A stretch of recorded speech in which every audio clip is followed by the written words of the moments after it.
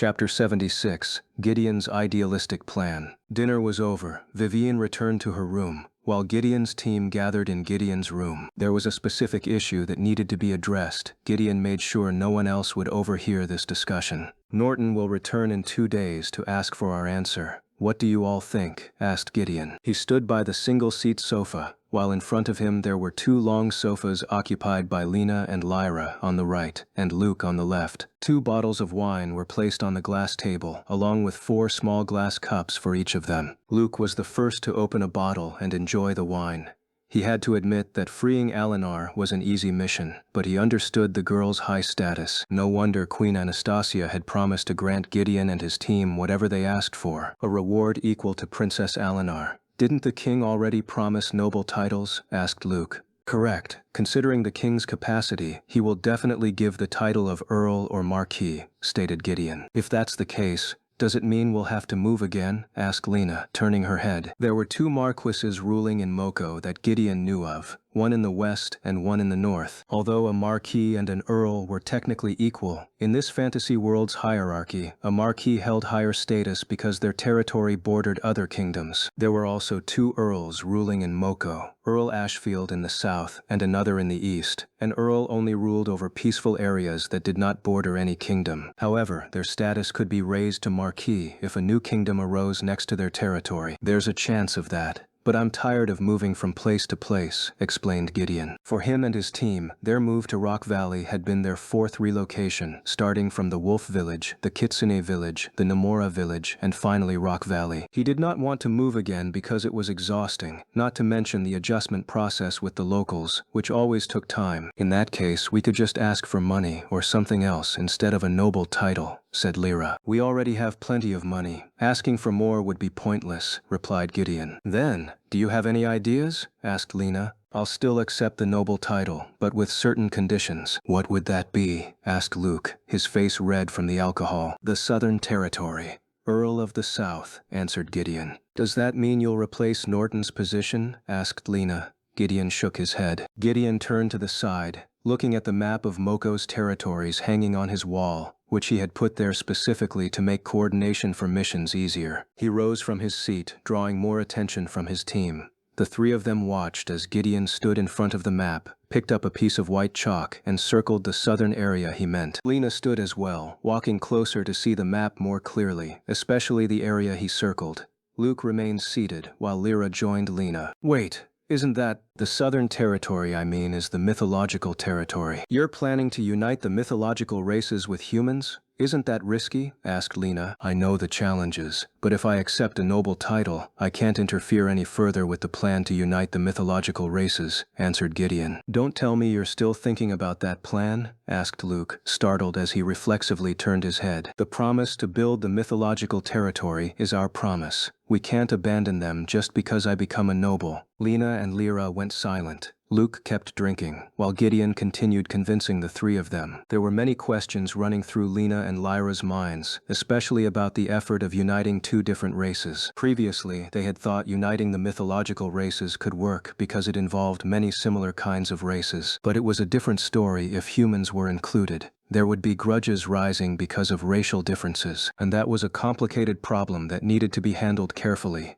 One wrong move could destroy everything, making Gideon and his team hated by both sides at once. I have to admit, this is a brilliant idea, but one that carries a lot of risk, said Lena. Even among the mythological races themselves there is conflict. How would they react if they knew you were trying to unite them with humans? Asked Lena. I think you'll have to choose, Gideon. Choose humans, or the mythological races. Sometimes, you can't have both at the same time, explained Lena. Gideon went silent, turning his body and staring intently at the map on the wall. Of the 7 mythological races in the south, 3 supported his idea. However, they could change their minds if Gideon included humans in it. The initial idea might change, but Gideon would offer a kingdom of freedom where humans and mythological races could work together. There were human needs that the mythological races could provide, and vice versa. Seeing that mutual dependency, Gideon believed they could cooperate because they shared the same foundation, necessity. It's an idealistic idea, not just for me, but for Lena and the others too. But it's the only way to keep a noble title while keeping our promise to unite the mythological races. "What do you think, Captain?" asked Lena, curious about Gideon's worried expression. "I know this will be difficult, but I'll still try. First, I'll secure the title of Earl for the southern border territory. After that, I'll negotiate with the leaders of the mythological races," answered Gideon. "Why not discuss it with them first before you receive the title of Earl?" asked Luke, without turning. The attention of Gideon and the others shifted to Luke.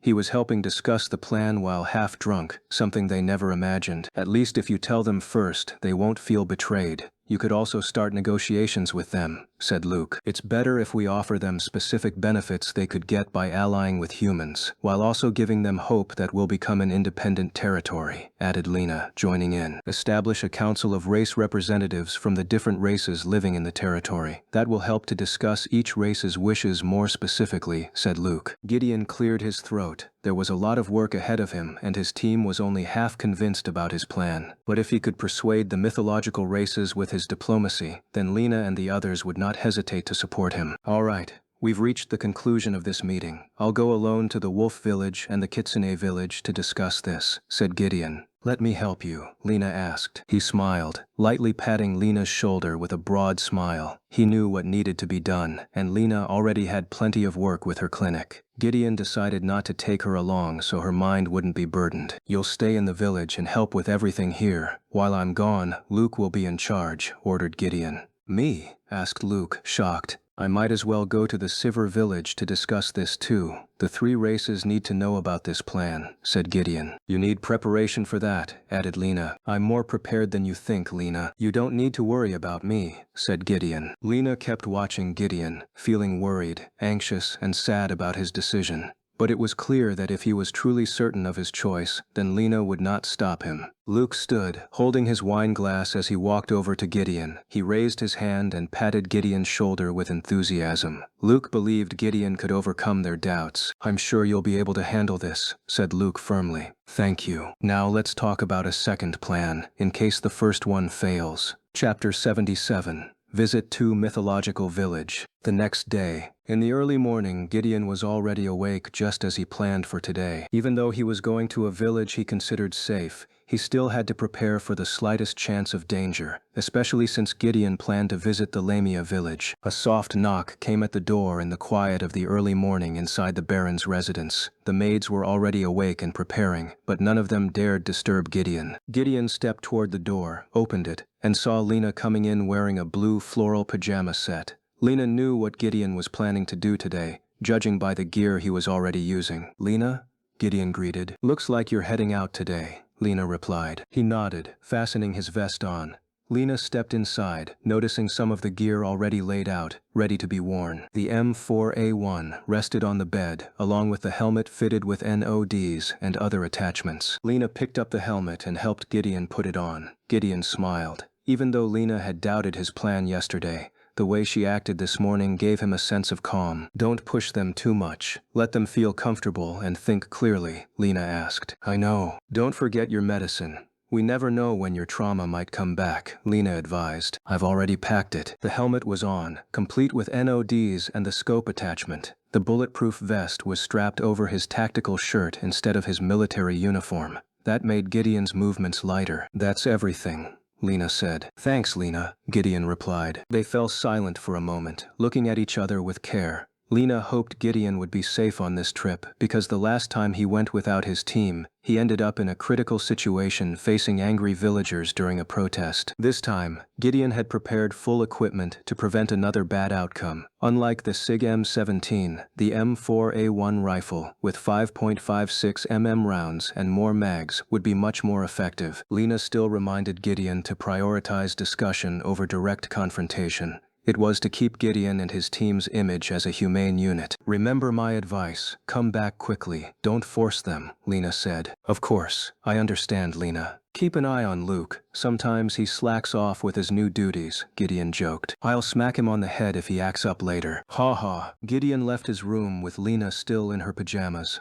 Together they walked down the stairs to the first floor. Nobody was awake except the maids. Vivian, Luke, and Lyra were still sleeping soundly on the beds, not disturbed at all. The beds in the Baron's residence were far more comfortable than those at the inn. That was one of the benefits of staying at the Baron's house. At the front gate of the Baron's residence, Gideon and Lena stopped before parting. Lena gave her reminder to always be careful of anything that could happen. Gideon reassured Lena not to dwell on his condition. He clearly told her that he would be fine no matter what. Gideon promised not to disappoint her and to return quickly without problems. Lena felt relieved. Gideon requested a horse for his ride to the Wolf Village and the Kitsune Village. Traveling by horse was much more effective, saving time and effort. He could reach both villages quickly without losing much time. Without delay, Gideon left the village before the residents had even begun their activities. The air was silent, accompanied by a cold that pierced his skin and bones. He rode through the main road of the village that cut across the forest, heading southeast where the Wolf and Kitsune villages were located. It had been days since he last visited them, and he had no idea what the situation was there. I hope Bian and Lady Mitsuko will listen to me. To get there, Gideon had to ride for at least an hour and a half, about the same as traveling by carriage. By the time he arrived at the gate of the Wolf Village, the sun was slowly rising, and some wolf folk had already started their morning routines. Some were preparing spears for patrols, others were hanging up laundry to dry, while some were doing light exercise.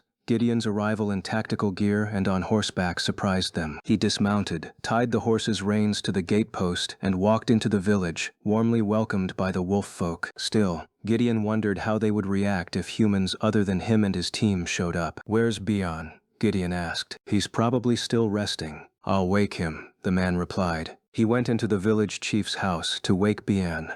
The wolf man woke right up when he heard Gideon had come to visit, alone. Quickly, Bian stepped outside and greeted Gideon like an old friend. "Lord Gideon?" Bian greeted warmly. "Hey, Bian, how are you?" Gideon asked, shaking his hand firmly. "I'm fine, and so is the Wolf Village. What's the matter?" Bian asked curiously. "A lot has happened these past few days. I need to discuss something with you, Lady Mitsuko, and Lady Sivir. You're in luck. Lady Sivir is on her way here to tell us something. It's about the swamp river you cleared before," Bian answered. "Really? When will she arrive?" "I think this afternoon. She left 2 days ago." "How do you know?" Gideon asked. "One of her envoys came a few days ago." She explained Lady Sivir's whole visit in detail. "Her visit is specifically to meet you and your team." Gideon smiled. That saved him time since he didn't need to travel far east to meet Lady Sivir. He just had to wait in the Wolf Village until she arrived. As for Lady Mitsuko, Bian could handle contacting her easily since the two villages were close to each other. That was a big help for Gideon. He explained that they would discuss everything in the village hall, and Bian agreed. While waiting, Gideon toured the village and saw that their technology was still in use, like the water wheel generator. It wasn't used widely yet since Luke was still struggling to make light bulbs. But if Luke found another way to use electricity for lighting, he would first test it here in the Wolf Village. Not long after, Lady Mitsuko came quickly when she heard Gideon was in the Wolf Village. Sadly, Lena hadn't come along, but Gideon's presence alone was already good news for the Kitsune race. Lady Mitsuko thought Gideon's arrival must have something to do with the plan to unite the myth races. "It's been a while. You still look handsome, Lord Gideon," Lady Mitsuko said, arriving alone. "Lady Mitsuko, glad to see you here. So, do you have any new progress about uniting the myth races?" Lady Mitsuko asked. "I do, but it's a big topic. I need your wisdom, advice, and opinions," Gideon answered. "What's it about?" Lady Mitsuko asked, even more curious. "You'll find out soon. I'll start when Lady Sivir gets here." Chapter 78, Failed Negotiations. Hearing Gideon's words made Bian and Lady Mitsuko excited, while also feeling curious about what the man wanted to discuss. It had been quite some time since he last came to the Wolf Village or the Kitsune Village. Bian and Lady Mitsuko were certain that something must have happened to Gideon's team that they had never known about. While waiting for Lady Sivir from Lamia Village, Gideon stayed with Lady Mitsuko in the village hall. Bian went out to do something, helping his people with their daily activities. "How is Lena doing?" Mitsuko asked. Gideon cleared his throat softly. "She's fine, and so are the others." "Are you still living in Nomura Village?" Lady Mitsuko asked. Gideon shook his head. He and his team were clearly no longer living there because of the political changes taking place, something he could not avoid. Even though he knew very well that being a baron or a noble made it easier for him to gain the power he wanted. "Then where?" "We're staying in Rock Valley." "Rock Valley?" Isn't there a cruel baron ruling there? Lady Mitsuko asked, knowing well about the condition of the human village. Yes. How do you know about that? We kitsune always trade with the alchemists there. They always come to buy the herbs we sell. They often tell us about the condition of their village. It's a pity, but there's not much I can do. Gideon stayed silent, turning to the side as he studied Lady Mitsuko's face. He was curious about her thoughts on humans. There was no harm in asking her about it. You and your people have been trading with humans for quite some time. What do you think of them? Gideon asked. Humans? They are cruel, greedy, and selfish. Almost half of my people hate them. You and your team are the exception, Mitsuko explained. Even so, there are some who are kind, friendly, and understanding. The merchants who buy my herbs are among them. I don't know. I can't make a broad judgment about humans since my view is limited. Gideon understood that.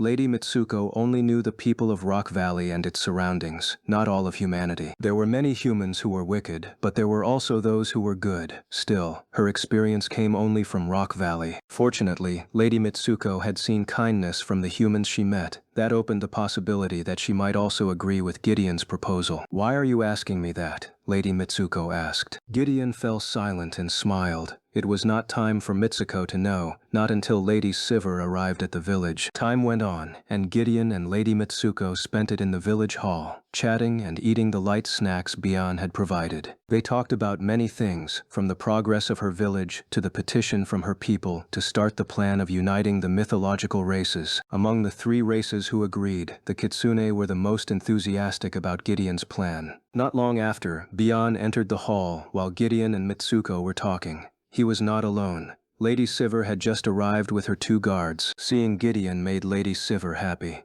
Gideon stood up and walked toward her, and to his surprise, she embraced him tightly while expressing her deep gratitude. All of Gideon and his team's advice had been followed well. 10 days after Gideon left, the river water began to show signs of recovery. Several Lamia villagers had recovered from the sickness that had long haunted them. They became more selective in choosing food and water sources. It was a definite step to guarantee their health. Besides the environment, clean and healthy food and water would bring health to the entire village. Everything you suggested worked. In 1 month, the river will surely be completely clean, Lady Sivir said, her face smiling wide with relief and joy. I'm glad my team could help your village. It's fortunate you're here. There are some things I need to discuss with you all, Gideon explained. Bian nodded in understanding. He ordered all the guards and servants in the hall to leave, giving Gideon the chance to talk about important matters with the 3 village leaders. Gideon stood in the middle of the hall, his attention focused upward on Bian, Lady Mitsuko, and Lady Sivir, who sat together at one table. Their eyes were fixed on him, waiting for him to speak. About uniting the mythological races, this is our big plan to avoid the threat from the Moko Kingdom. 3 of the 7 mythological races in the southern region have agreed with my idea. But there are others who stubbornly refuse. I might be able to persuade the mermaids to trust you, Lady Sivir said. Thank you, Lady Sivir, that would help greatly. But that's not what I came to discuss today, Gideon explained. What is it? Lady Mitsuko asked. Gideon fell silent, then took a deep breath to ease the tension and worry in his heart. He had come here, met with Bian and the other mythological leaders, only to talk about a change in the plan of uniting the races. Nozel is dead, Gideon said. Nozel? Who is Nozel? Bian asked. That name, for some reason, it feels familiar to me, Mitsuko replied. Nozel was the cruel baron ruling Rock Valley. He is dead by my team's hand. Not only did Gideon explain about Nozel, but he also told them everything starting from the rescue operation of Princess Alinar. From that moment, everything changed drastically. He also explained his current status as Baron of the Southern Border Territory. Luke, Lyra, and Lena were in Rock Valley helping the villagers there. The expressions of the 3 leaders changed, from smiling with enthusiasm to flat silence. They listened to Gideon's explanation, and they understood what his current position meant. A baron? You joined the Moko Kingdom? Bian asked. Not exactly, Gideon answered. Of course. You're a noble now. You obey their orders, Bian said. You're nothing more than a dog licking your master's feet, Bian snapped, insulting him. Lady Sivir acted firmly, slamming the table to silence Bian. Even though he was the leader of the forest wolves, Lady Sivir was not afraid of him at all. Gideon and his team are honorable humans. Take back your words, wolf, Lady Sivir said firmly. The Moko Kingdom is my enemy. If Gideon has joined them, then you are my enemy as well, Bian declared. Both of you, stop. Lady Mitsuko ordered, drawing their attention. Let him continue. Don't interrupt him. Gideon stayed quiet, then nodded to Lady Mitsuko. He continued explaining his status and authority. He also promised to separate from the Moko Kingdom if he had the chance and the strength. The Moko Kingdom is in chaos, high taxes and rebellions everywhere. This is a valuable opportunity for us, Gideon said. Wait, if you rule over human territory, do you mean? Yes, the human race will join the plan of uniting the mythological races. Gideon cut in on Mitsuko's words. The room fell silent. Even the sound of the wind blowing through the hall's windows could be heard clearly between them. Bien was the first to respond, not with insults, but with laughter.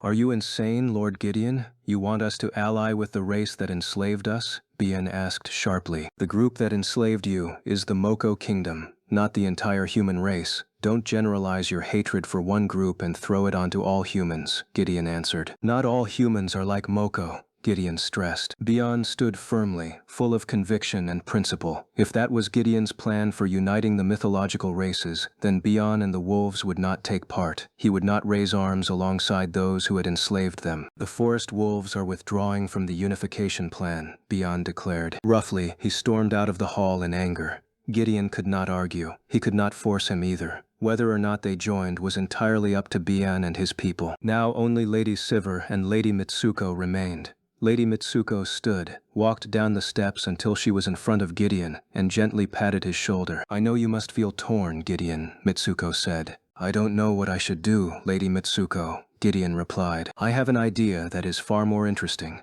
Do you want to hear it? Mitsuko asked. What is it? Gideon asked. Lady Mitsuko turned to look at Lady Sivir, who was still sitting at the hall's table, her eyes fixed on her as well. If you don't mind, you can come with me, Mitsuko offered. Where to? Sivir asked. To the Kitsune village. We will talk about this safely there. I worry Bien has been blinded by his anger and may threaten our lives. Chapter 79. Gideon's decision. As Mitsuko had said, the situation in the wolf village could become dangerous for them after Bien decided to reject Gideon's newly proposed idea of uniting the mythological races. Lady Mitsuko suggested discussing this further in her own village, the safest place for Gideon. She could guarantee that the Kitsune would not harm him, but she could not promise that they would agree to his idea. The three of them stepped out of the village hall, where Bien and several wolves were watching Gideon with wounded hearts, feeling betrayed. But Gideon was still human.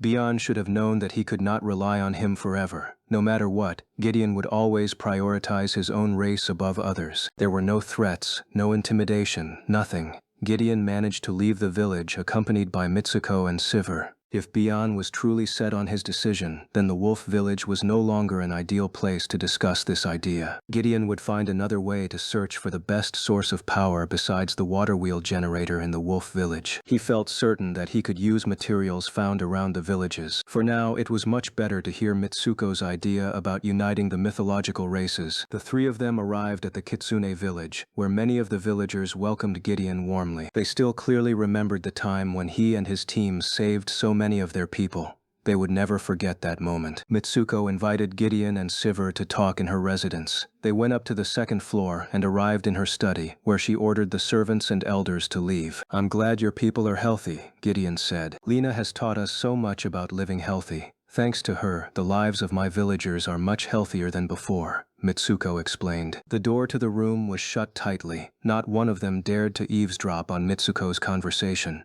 The atmosphere became silent and calm. There was no one else there, not even a wolf. I've actually been worried about this for a long time. The wolf race is strong, but they're stubborn, Gideon said. And you're meeting with that noble commander, if I'm not mistaken. With your strength, you could easily become a noble yourself. My words proved right. After days of not visiting, now you are a baron. I'm sorry, Gideon said, feeling guilty for not telling them earlier. I don't mind too much. Lord Gideon truly deserves to be a noble, Sivir said. In their history, not many battles had involved the Lamia against humans. The Lamia were mostly occupied with conflicts among the other mythological races, fighting against lizardmen and gnolls. That was why the Lamia had no strong opinions about humans. They thought of them as a weak race that relied only on numbers, breeding quickly and in large numbers like rabbits. I feel the same. In fact, I'm glad you've become a baron. That means trade can happen more freely, Mitsuko added. Thank you for your support, Gideon said, grateful. Let's set that aside. There's something important that you might use as a way to unite the mythological races, Mitsuko said. We can't ignore this idea since we've already discussed it once. The unification was nearly successful before Bian withdrew, Mitsuko explained. You can build your own kingdom as you wish. You can still unite the mythological races without involving them, Mitsuko said. What do you mean? You must become the villain. Me? Gideon asked, shocked. Lady Seiver was confused. She didn't fully understand what Mitsuko was thinking. Gideon had always acted as a good, noble, heroic man to the non-human races. He and his team were like divine envoys destined to help everyone. Asking Gideon to play the role of a villain was completely opposite to his true nature. There's no way Lord Gideon could become as evil as the people of Moko, right? Lady Seiver asked. That's exactly the point. To make him appear as though he's part of Moko, Mitsuko answered. I don't understand, Lady Seiver said. Mitsuko smiled, sitting on the sofa and inviting Gideon and Seiver to sit as well. The Kitsune woman explained her plan to bring peace to all the mythological races in the southern region. They needed a common enemy, and one far stronger than themselves. There's no denying Gideon and his team's strength is extraordinary. With that power you could act as the villain and threaten the other races. When they're on the brink of defeat, they'll have no choice but to agree to unification in order to protect themselves, Gideon said, cutting off Mitsuko's words. I knew you would understand. But wouldn't that make him even more hated? Lady Seiver asked. Remember Gideon's promise to separate from Moko? Think of it as him being like Moko's soldiers who always oppress the mythological races. When Gideon raises a new banner as part of a new kingdom, they'll come to crush Moko, Mitsuko said firmly. This is nothing but a trick to make two sides fight each other. When that happens, you step in and protect the mythological races' lands without interfering in their kingdoms, Mitsuko emphasized. Gideon cleared his throat. That would require careful planning and caution. But if it worked, it would give him the chance to win them over. But that was Mitsuko's plan. Gideon had another in mind, one he believed was far more effective than fighting Moko like a hero. I'm sure my plan will be much more effective than what Mitsuko is suggesting. I fully understand your idea, Lady Mitsuko, Gideon said. You'll become the villain and follow her plan? Seiver asked. This is for the greater good. The two of you should stay close to the other races. Support them as though you are on their side. There will come a time when you'll need my help. For now, I'll focus on strengthening the economy and trust of my village. When I reach the point where I and my people can stand independently, I will break away from Moko, Gideon said. Keep this secret to yourselves, Gideon said. I don't want you to be suspected by them. Lady Mitsuko cleared her throat. She could easily keep a secret, and so could Lady Seiver, especially since the Lamia rarely interacted with other races. These two women might be Gideon's most strategic hidden allies for what was to come. Any information he needed from them could be obtained through Mitsuko, of course by trading. Trade was the most effective way to get information of any kind. I'll return to Rock Valley and discuss this with the others, Gideon said. Yes, take care of yourself, Mitsuko said. Mitsuko stood and hugged Gideon, and Lady Seiver did the same. After this conversation, the two women would return to the wolf village and begin spreading the news that Gideon had cancelled the unification plan. The Kitsune woman would try to persuade Bian to take up the idea to stand together against the new strength of the Moko kingdom. Bian already knows your capabilities. He will have no choice but to follow the idea without you, Mitsuko said. That's much better. Bian can handle it. You just keep supporting him as best you can. I understand, Lord Gideon. Chapter 80. People as a main priority. After finishing that meeting, Gideon said his goodbyes to Mitsuko and Seiver. This became his last meeting with them, because from now on, Gideon would keep taking the path of a nobleman. That was because becoming a noble was the fastest way to gain power. He had already learned so much just by being a baron, so what would happen if his status rose even higher later? It was not about money, not about women, not even about the power to oppress people. Gideon wanted to become a noble, simply to open a wider road for himself to help many people, while also searching for information about magic that could bring him back to Earth. Riding his horse, he galloped away from the southern region where the mythic races lived and headed back to Rock Valley Village. It did not take him days to return, because the discussion ended quickly after Lady Seiver came to the wolf village. I have to tell them about this. Gideon spurred his horse faster, cutting through the forest and passing along the dirt road that connected several villages. villages. The first crossroad ahead of him was the main path that linked the 4 human villages with the territory of the mythic races. He kept riding north until the 3-meter-tall southern gate of the village appeared clearly before his eyes. The villagers were still working and living as usual, without knowing that Gideon had left early that morning. "Lord Baron," they greeted him. Gideon gave a brief smile, then kept riding fast down the main street of the village until he stopped right in front of the Baron's residence. The first thing he noticed was that the checkup line had begun to shorten, different from yesterday. Most of the villagers had already been checked, with the majority of them suffering from illnesses related to digestion. One of the causes was the lack of hygiene in the community. From the direction of the clinic, Lena peeked out from the examination room window and saw that Gideon had returned. His arrival earlier than expected surprised her. Did he succeed? Why did he return so quickly? I thought he would come back tomorrow night. Even so, Lena could not ignore the patients waiting to be treated. She would finish her duty first before approaching Gideon to ask about the results of his discussion earlier. Gideon stood in the front yard and saw Vivine busy counting the food supplies they had purchased to be sent to Durgan village. She counted carefully to make sure there was no cheating from the shop owners. She turned, noticing Gideon arriving in his strange uniform and carrying a black metal weapon that looked much larger than before.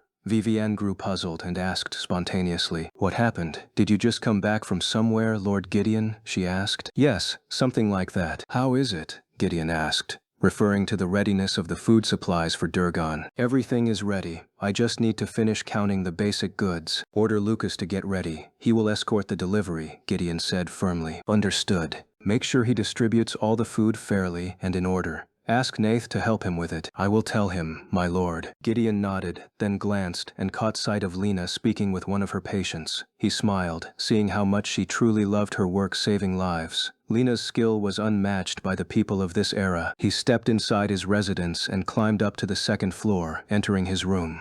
Gideon set his M4A1 on the table, removed his vest, took off his helmet, then laid down on the bed with a heavy mind that drained his strength. In the end, everything ruined. He remembered Lena's words, that in this situation Gideon could not have both at once. He had to choose, stand with the mythic races or keep his noble title. Taking the side of the mythic races was not a bad choice, but the threats were real and dangerous, not to mention the lack of logistics and funding. Becoming a noble could help with that, but it meant letting go of the mythic races, who would then turn against him. His mind was truly in chaos, not yet able to think of a detailed plan as Mitsuko had suggested. Better to focus on my village and my territory first before thinking about that. As their leader, I can't just ignore my people. After resting for half an hour, Gideon got up and calmly cleaned himself, letting the cold water cool his head, which felt overheated from thinking too much. He dropped himself into the bathtub to calm down. He could not afford to appear weak in front of his team, not even to his own people. Time passed steadily, and the light of dusk on the western horizon signaled that the villagers should end their work. Lena finished an hour earlier than yesterday, since fewer villagers came for checkups. That was not a bad sign, but a good one.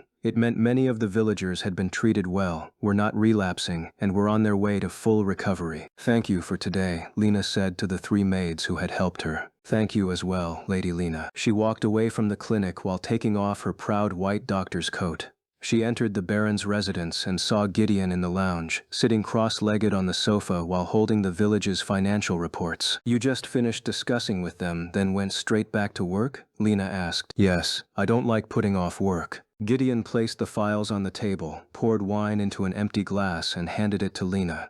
"Sit down and relax for a while." Lena laughed lightly, walked closer, and took the glass filled with red wine. She sat on another sofa beside him, looking at Gideon's work. "What are you working on?" "Calculating the profit if we take over Hector's textile company." "I understand. And how about the discussion?" Lena asked. Gideon paused, flipping through the papers in his hands, then leaned back with a sigh. Lena, who knew a little psychology, could tell his behavior was not a good sign. "It failed. Am I right?" Lena asked, confirming without scolding. "Bian is too stubborn. He is a wolf. What kind of attitude were you expecting from him?" Lena asked. "At least you tried. It was their decision. We can't force our will on them," Lena said, sipping the wine. "Mitsuko and Sivir have made plans. They will still carry on with the unification idea without me. I think that's good." "Yes. My original purpose in suggesting that idea was to unite the mythic races together, no matter what race they were, Gideon said, staring at his wine. If they can do it without me, then it will be far better, Gideon said, drinking down the wine quickly. Lena also felt relieved. That meant one of Gideon's burdens was gone.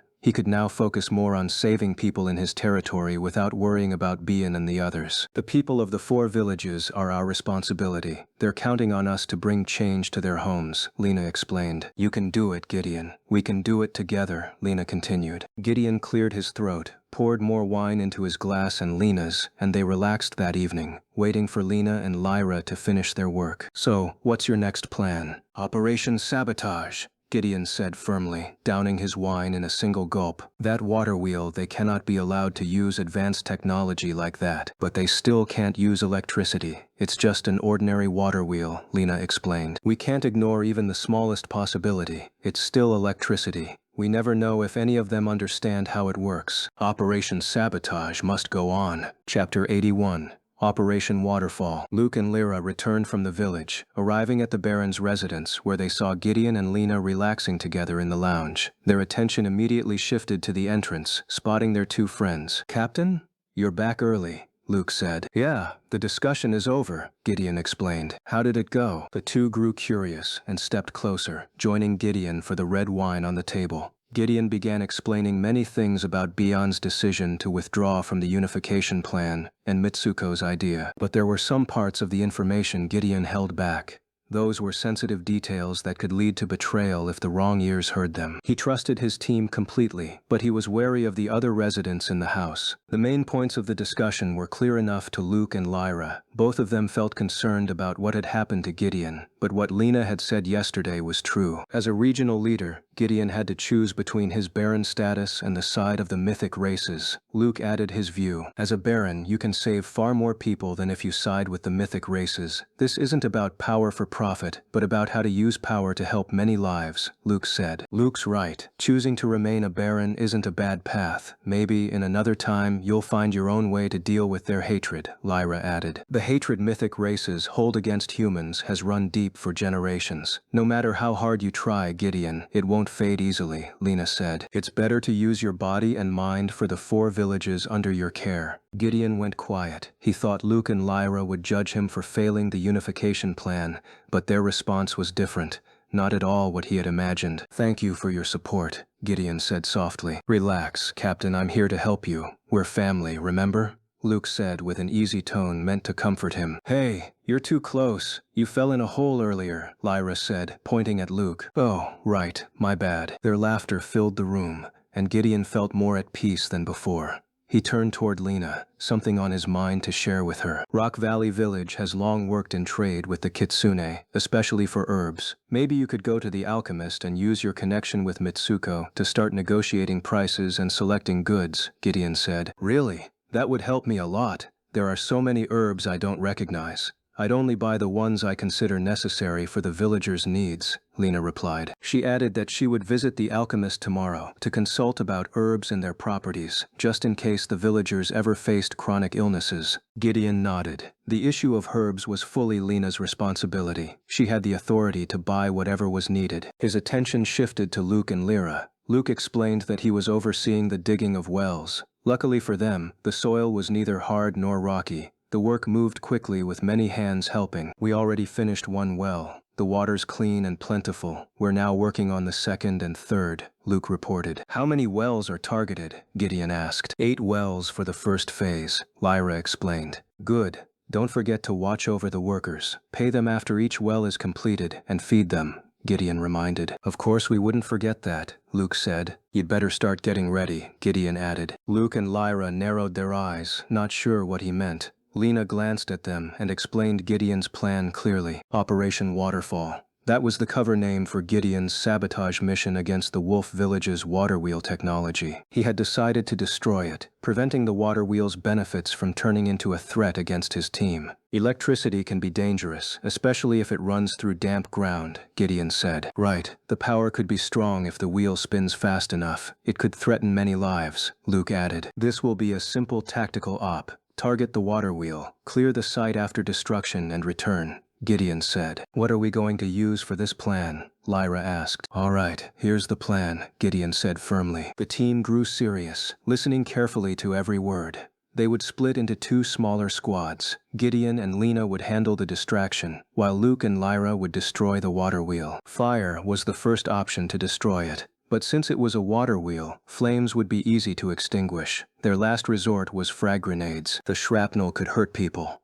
I'll make sure everyone is far from the blast site, Gideon explained. Understood, Captain. Escape route goes through the Kitsune village. There, you'll meet Mitsuko and tell her about this mission, Gideon ordered. We'll sink the time. Regroup at base once the target's destroyed. Understood, Captain. Following Gideon's orders, Luke and Lyra went upstairs, as did Lena and Gideon. Everyone returned to their rooms to prepare their gear. For efficiency, Gideon planned to use a horse-drawn carriage to get there, even if it would only stop near the Kitsune village. The Kitsune village would serve as the escape route before heading back to base. Gideon was the first to finish. He stepped out of his room wearing his vest and helmet, holding his M4A1, with a neck buff covering half his face. To his surprise, Vivienne was upstairs, just finishing her tasks. She looked shocked at Gideon's strange outfit. What is this? What are you wearing? Why is it so dark? Vivienne asked. You don't need to know, Gideon answered. Not long after, Lena and the others came out of their rooms dressed the same way. Vivienne grew even more confused, a bit panicked. She knew Gideon and his people were ghost soldiers, famous for driving back Moko's forces in the south without a direct battle. But this was her first time actually seeing them in their ghost team gear. Falcon 2, comms on, stay close. Roger, Capt, Luke replied firmly. Ignoring Vivienne, Gideon and his team went down the stairs and into the backyard where a carriage waited. Gideon called the driver and asked him to take them south, near the Kitsune village. The driver was as shocked as Vivienne, but orders were orders. Once the carriage was ready, Gideon and his team climbed aboard. It rolled through the southern gate. We'll arrive in 30 minutes. Sync your watches. 3, 2, 1. They pressed their watches, the countdown set to 1 hour. In short, they had less than an hour to destroy the water wheel and return to base. If they failed, the wolves could regroup and strike back. The sabotage had to be silent, unseen, quick, precise. Even the smallest mistake could spark an armed conflict they did not want. Avoid contact. Focus on the target, Gideon ordered. Copy, Capt. Soon the carriage stopped near the Kitsune village, not too close to avoid suspicion. The driver was told to stay on standby for extraction. He understood, though still confused. So am I part of the ghost team now? The driver asked. Gideon and Lena got down, moving slowly and using the trees for cover. Gideon himself had designed the patrol system and defenses here. Even without him, Bian still used the same methods. There was some pride in that, and some regret. But what's done is done. His goal now was the water wheel. Falcon 2 in sight, civilians around target. Hold your position, Gideon ordered. He looked at Lena, who nodded. Together they moved closer to the Wolf Village gate. They needed chaos to draw people away from the water wheel. What's your plan? Lena whispered. He pulled out a frag grenade, holding it in his hand. Lena's eyes widened. She thought he was going to throw it at the villagers' homes. Cover me, Gideon commanded. Lena agreed. He pulled the pin and hurled it deep into the forest ahead. The quiet surroundings amplified the blast. The sudden explosion would catch attention, pulling eyes away from the water wheel. Blast! The grenade exploded in the woods near the Wolf Village, startling many. Even Bian came out of the gate to see, howling loudly as a signal that the village was under attack. Civilians out of the area, ready to detonate, Luke reported. You're clear. Luke nodded. He pulled the pin and tossed a grenade at the water wheel. Not just once, he threw another. 2 explosions shook the village. Panic spread. Women and children hid indoors while the men grabbed spears, searching for whoever had attacked their home. Target destroyed. Moving to evac route, Luke called. Copy. Wait for me. Gideon raised his rifle as he saw shadows of wolf villagers advancing into the forest. They were beginning to sweep the area. He had no choice. Blind them, Gideon whispered. Lena nodded, pulled a pin, and tossed a flashbang. It burst behind the wolves, stunning them with a ringing blast and blinding flash. The effect would last only 30 seconds. Gideon followed with a smoke grenade, thick black clouds blocking their vision. Move on, Gideon ordered. Lena followed close behind as they sprinted through the forest, putting distance between themselves and the wolves. The farther they got, the safer they were. Back at the gate, Bian howled furiously, sending orders for a massive patrol. From the Kitsune side, Gideon spotted Luke and Lyra standing with Mitsuko. At last, he and Lena made it safely out, regrouping with the others. "Glad you're all safe," Luke said. "They're on high alert." "It wasn't easy," Gideon admitted. "This is the second time you've struck the wolf village. Hopefully this wakes them up," Mitsuko said. "No time for regret," Gideon replied. Team, return to base. Chapter 82. Gideon and his team wishes. Operation Waterfall was a success. The water wheel had been disabled. There would be no chance for them to use electricity or even repair the wheel. At the very least, Gideon and his team managed to handle even the smallest chance of a threat that could come their way. Not wanting to linger, Gideon and his team quickly left the Kitsune village. Their horse carriage was parked near the village, about a 2-minute walk away. Gideon said goodbye, stepped into the carriage, and ordered the driver to move out of the area. Just as Gideon and his team left, the Wolfkin arrived at the Kitsune village to search for their attackers. Mitsuko met Bion, acting manipulative as she offered to help them find the attackers. Her trick worked, and the full attention of the forest Wolfkin was drawn to the Kitsune village. She and her friends could breathe easily. They pulled down their neck buffs and smiled. The mission had gone perfectly once again, without a single difficulty. "Operation Waterfall is done. You can rest later," said Gideon. "Of course, Captain." "What happens next? Will they suspect that we were behind this?" asked Lena. "There's a chance. Considering this happened right after Bion rejected the plan to unite the mythological races, their hatred will definitely turn toward us." "Then what's our response?" asked Lyra. Gideon fell silent. The Baron's soldiers numbered less than a single infantry squad, not nearly enough to protect a whole village from the mythological races that might attack later. He had no other choice. Gideon could only rely on recruiting militias in every village or depending on Norton's elite soldiers. "We need to form a force, a squad large enough to protect each village," said Gideon. "I'll think about it later. What matters most now is returning to the village safely." "Yes, Captain." Up ahead, the southern gate of the village came into view, with the settlement growing quieter. Not many people were walking along the main road. Most were gathered in places of nightly entertainment, such as taverns. Gideon was tired from the day's activities. Relaxing at a tavern was not a wise choice for him. Perhaps he would return to the Baron's residence, take off his gear, and sleep soundly. There was an important meeting waiting with Norton, according to the promise he had made, where he would give an answer regarding the reward Gideon and his team wanted. That day, there was no further discussion about the upcoming meeting with Norton. When they arrived at the Baron's residence, Gideon and his team went straight to their rooms to rest. The next day, the Baron's residence, Rock Valley Village. Gideon was already dressed, standing at the entrance of the residence with Vivian by his side. Lena had gone back to the clinic. Luke and Lyra returned to the construction site. A line of carriages and soldiers entered through the southern gate, painted with the noble red of Earl Ashfield. Gideon gave a faint smile. Norton had arrived right on time, as he wanted. The carriage entered the front yard, where the maids were already lined up to welcome Norton's arrival. It was a noble protocol that had to be followed, even if Gideon was still not used to such customs. The carriage door opened, and a broad-shouldered man in a noble shirt and red cloak stepped out. His face beamed with a smile as he greeted Gideon like an old friend, though Norton's status was far higher than Gideon's. "Captain Gideon," Norton greeted. "Earl Ashfield. How are you?" "Good. You seem to have changed this village for the better, haven't you?"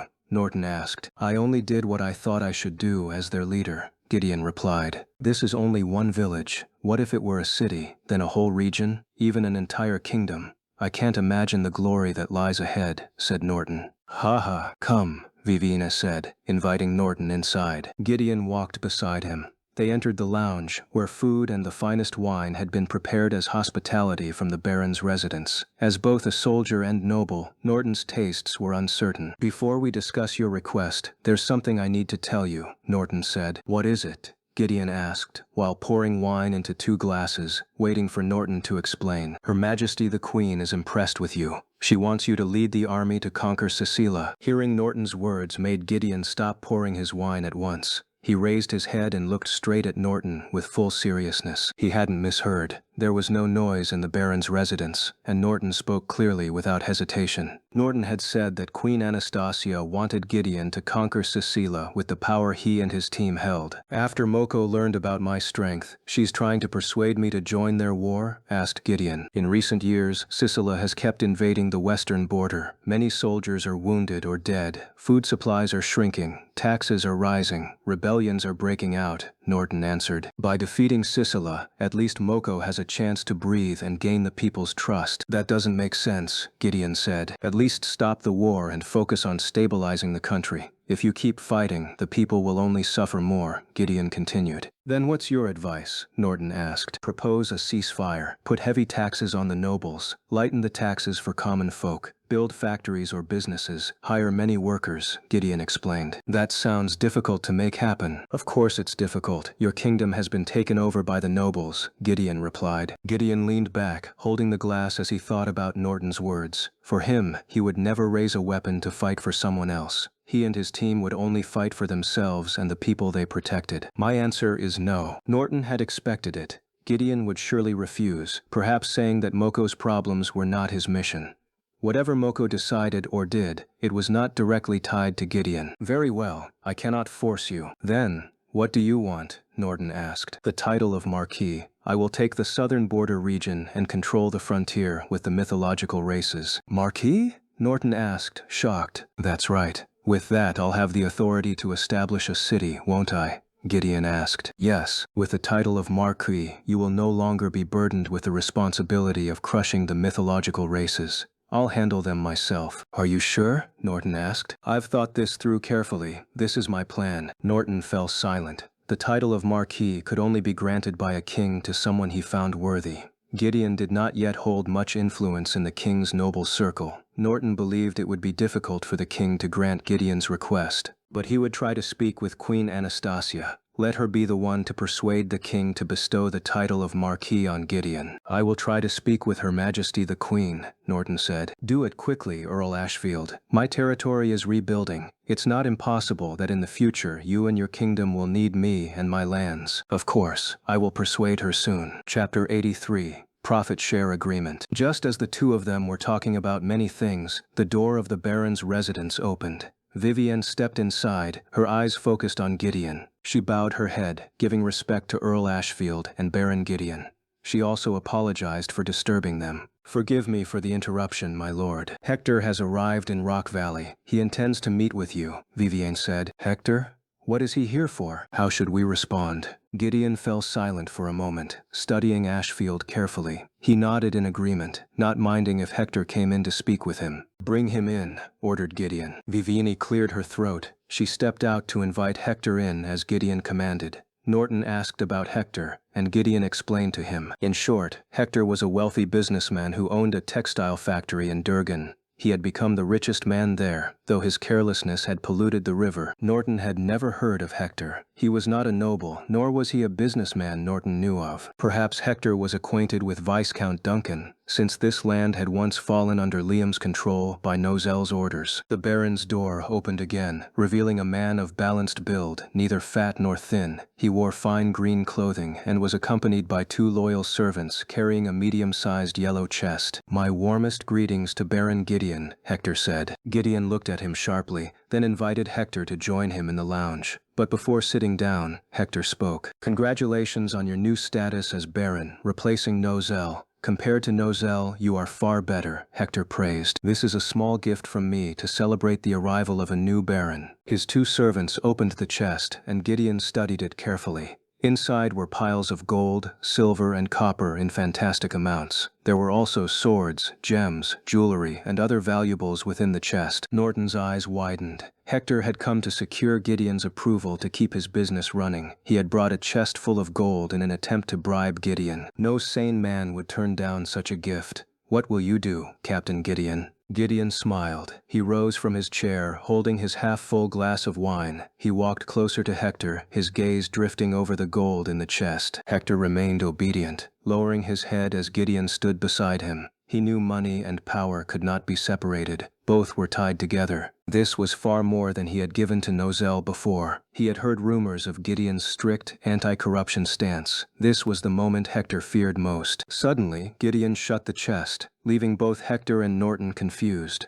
Gideon's eyes no longer fixed on the shine of gold, but on Hector himself. How close were you to Nozel? Gideon asked coldly. Only the relationship of a businessman to the ruler of the land, my lord. I want you to work for me now, Gideon replied. Of course, my lord. I want to own half of your factory shares, Gideon said. What? Not only Hector, but Norton as well did not understand what Gideon meant. To Gideon, it was natural they wouldn't. Modern finance and stock investment systems did not exist in their time. Bring me that whole cake, Gideon ordered, and the maids obeyed. One of them placed an untouched cake on the table, complete with knife and plates. Hector and Norton grew even more confused. Gideon took the knife and cut the cake into 2 parts, like a pie chart. Both parts were nearly equal, though Gideon's share was slightly smaller by a few percent. Think of this cake as your yearly income. I will take 45% of your profits, Gideon explained. 45%? Hector gasped. Yes. Do you object? But that's a huge number if you calculate it against my total profits. If you object, then fine. I'll revoke your production license for polluting the environment, Gideon threatened. Polluting the environment? What exactly are you talking about, my lord? The textile waste you dump in the river makes it unusable for irrigation. It causes crop failure and famine in Durgan. The famine shows the damage has been left unchecked for years, Gideon continued. If you refuse, I'll take your factory by force with the military, Gideon added. Hector realized the danger of his position. The textile factory in Durgan was the only business supporting him and his family. If Gideon seized it, all his work would be ruined. Please, my lord, I'll do anything, just don't take my factory, Hector pleaded, kneeling. Do as I said. You will give me 45% of your yearly profit, Gideon said. Say your net profit reaches 500 gold coins. I will only take 225. I'll round it down to 200. Use the extra 25 to pay your business tax. How about it? Gideon asked, his tone intimidating. In short, Hector would still keep 275 gold coins for himself, since the income and housing tax of his workers was their own burden. It was a large sum for a single family. Of course, my lord. I accept,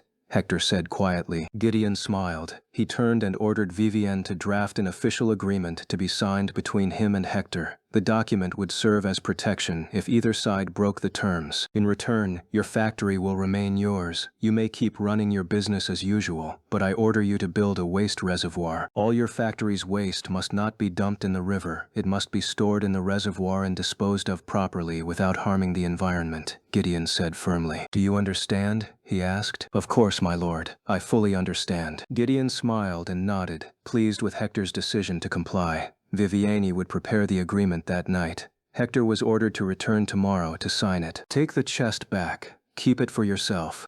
But this is meant for you. I gave it as a gift, Hector protested. You need it more than I do. You may leave. Yes, my lord, Hector answered. He bowed and left the Baron's residence with his 2 servants, carrying the chest once again. Vivienne escorted him to the front gate, leaving Norton still with Gideon. You intend to grow rich from this? Norton asked. I will not use the money. The profit will be added to the Baron's treasury and used for the needs of the people, Gideon answered, sipping his wine. There is much I must do. I also need a great deal of money to carry out my plans. Sharing profits with Hector is a step toward independence, Gideon said. Norton nodded, pouring more wine into his glass. That man named Hector looked shocked. He surely never expected this. Yes, he did not. I must admit, I've become very interested in you and your plans, Norton said. You will see the moment when the southern border becomes the safest place in the Moko kingdom. We must work together to defend Moko's last hope, Gideon said firmly. I completely agree with that. Chapter 84. Bandits' Anger. The discussion ended as the sun went down.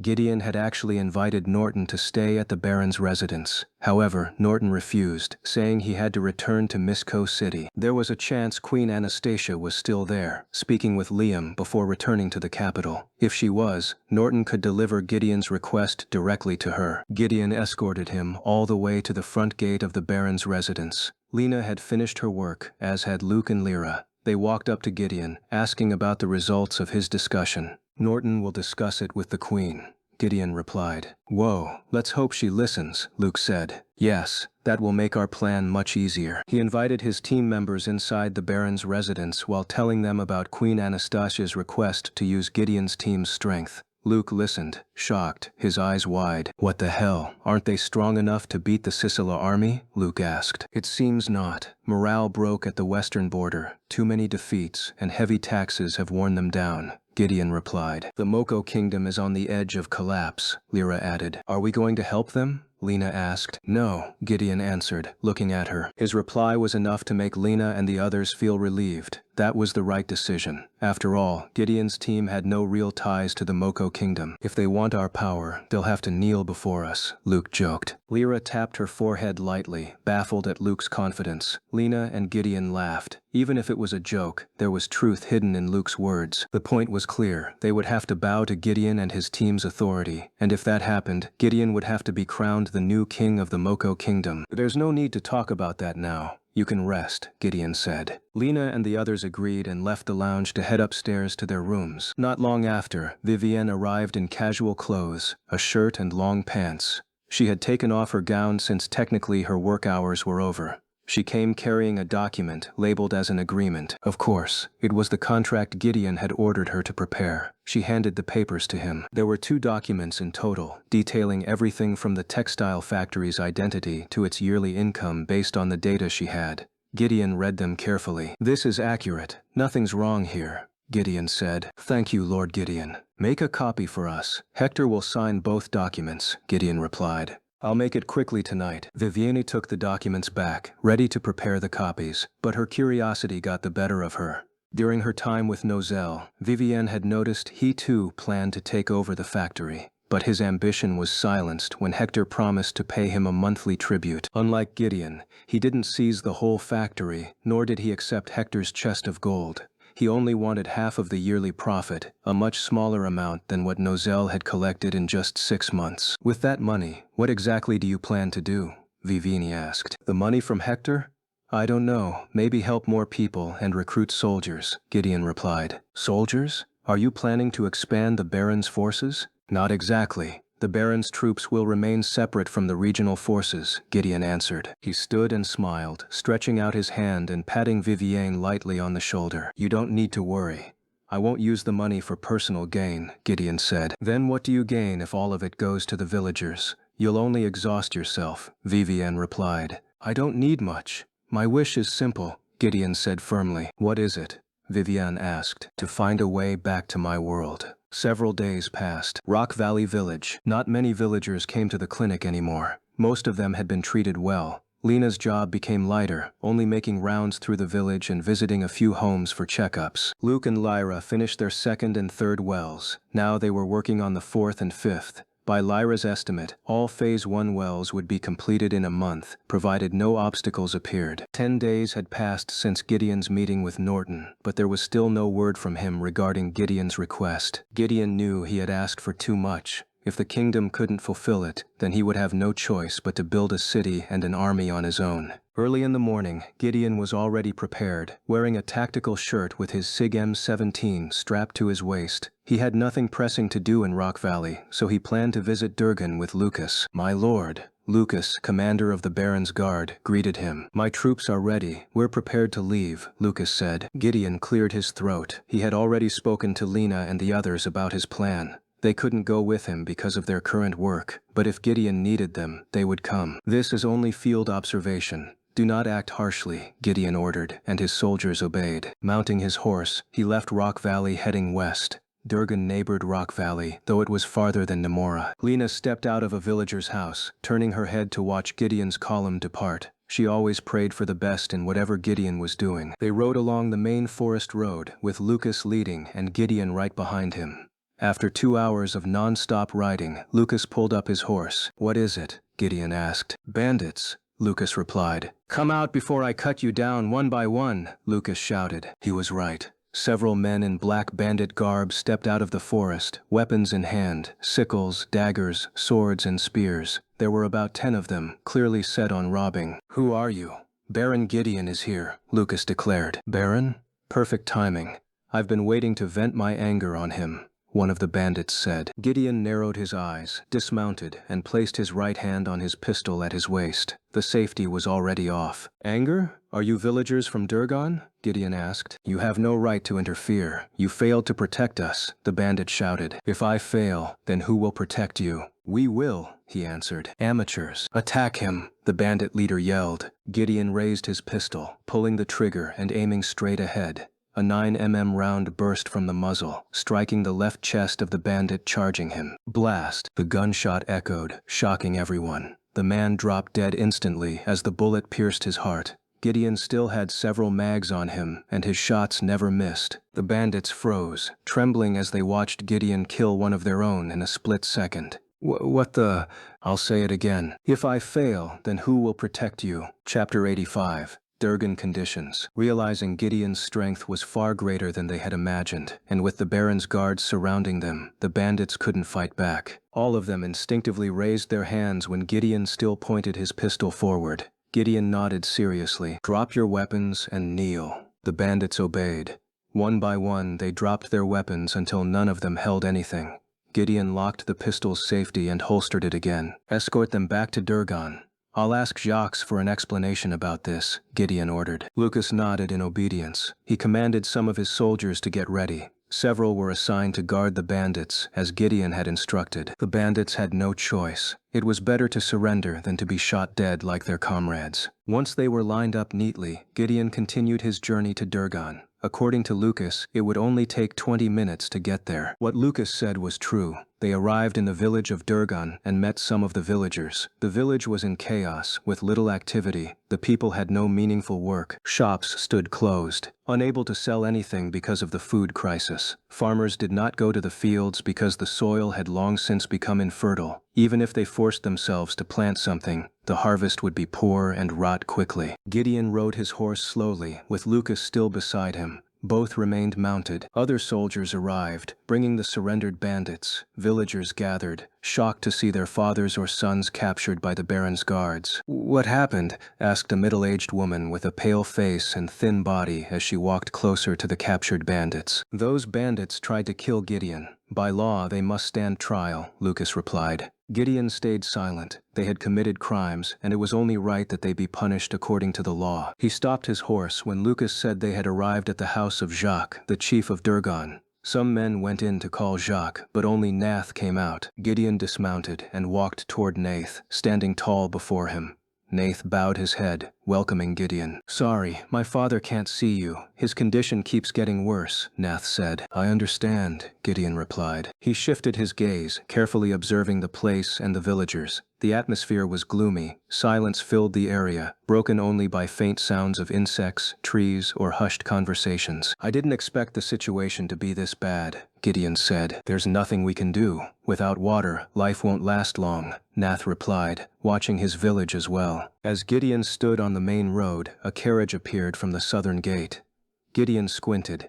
It wasn't the Baron's carriage. He and the soldiers moved aside, letting it pass. Everyone's attention turned toward it, including Nath. They knew where it was headed. That's Hector's trading wagon, Nath said. If it came from the south, then Hector must be sending goods to the city, Nath added. There's only one road in and out of the village? Gideon asked. Nath nodded. The southern gate was the only way in or out of Durgan. There had been a plan to open a new route eastward, connecting to Rock Valley, but Nozil had rejected the idea without giving a clear reason. Gideon would deal with distribution later. There was a far more pressing issue. He asked Nath to take him around the village, and Nath agreed. He ordered Lucas and the others to rest while still keeping watch over the bandits. Lucas nodded, dismounted, and walked toward the nearby settlement. Nath began leading Gideon. Since Gideon was already in Durgan, Nath would show him how badly pollution had ruined their farmland. They climbed a hill and entered the forest. There, Gideon stopped, looking at the farmland soil, dry, crumbly, and gray, with a stinging odor in the air. The farmland was large, and much of it was contaminated. Farmers could still plant some crops in plots further away from the polluted soil, but the harvests weren't satisfying, though still edible. We no longer use river water to irrigate. We've switched to wells, but the water there is slowly becoming polluted too, Nath explained. By our estimates, the farmland will only last a few more weeks, 2 weeks at most, with a single harvest, Nath added. If you don't solve this soon, we might have to leave Durgan and evacuate. Gideon understood. He had already made a deal with Hector, one point being that Hector had to build a separate waste reservoir. Hector was also forbidden from dumping factory waste into the river to minimize further pollution. He asked Nath to take him to the river to check its condition firsthand. Nath agreed, of course. They descended from the hill and walked along the main road.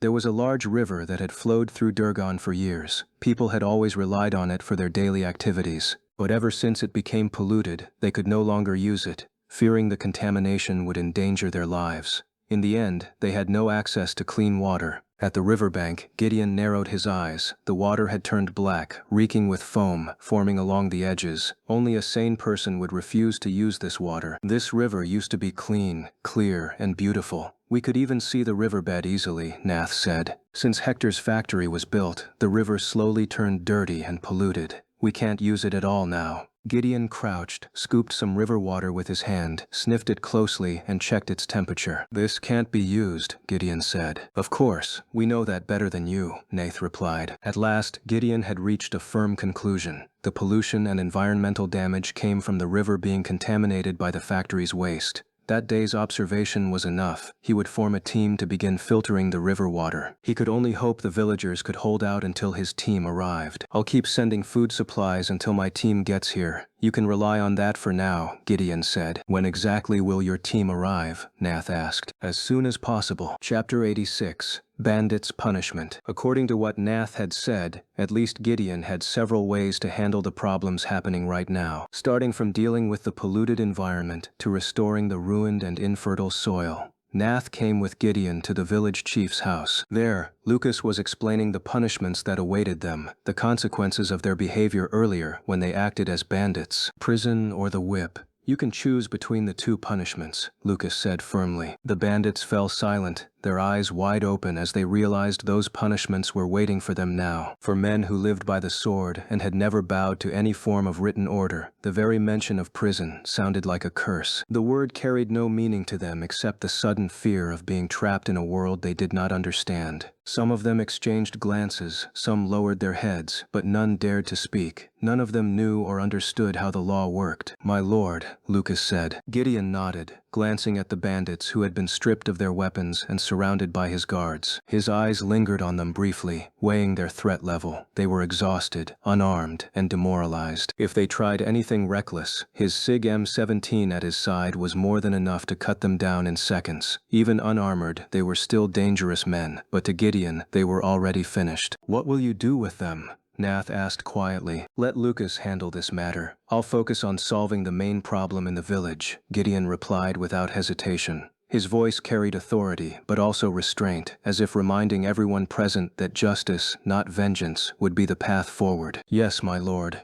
Gideon then ordered Lucas and the Baron's guards to return to the village with the bandits. They would be judged according to the law, either prison time or lashes. The bandits had no choice. Children were separated from their parents. Fathers were separated from their wives and children. There was nothing they could do but obey the rules now, and even they began to realize that the days of lawless wandering were over. He mounted his horse, followed by Lucas and the rest of the guards. Their mission in Durgan was complete, and it was time to return to the village to rest. Gideon and Lucas led the procession at the front, always keeping watch on the bandits. Gideon's eyes kept scanning the tree lines, his soldier's instincts never shutting off. He knew very well he could defeat them easily with his pistol, but the greater risk was never the obvious one. It was the ambush you didn't expect, the hidden archer, the panicked villager running into their path. Even now, in relative safety, he calculated the terrain and avenues of approach, old habits carved into his bones. The journey went on until night.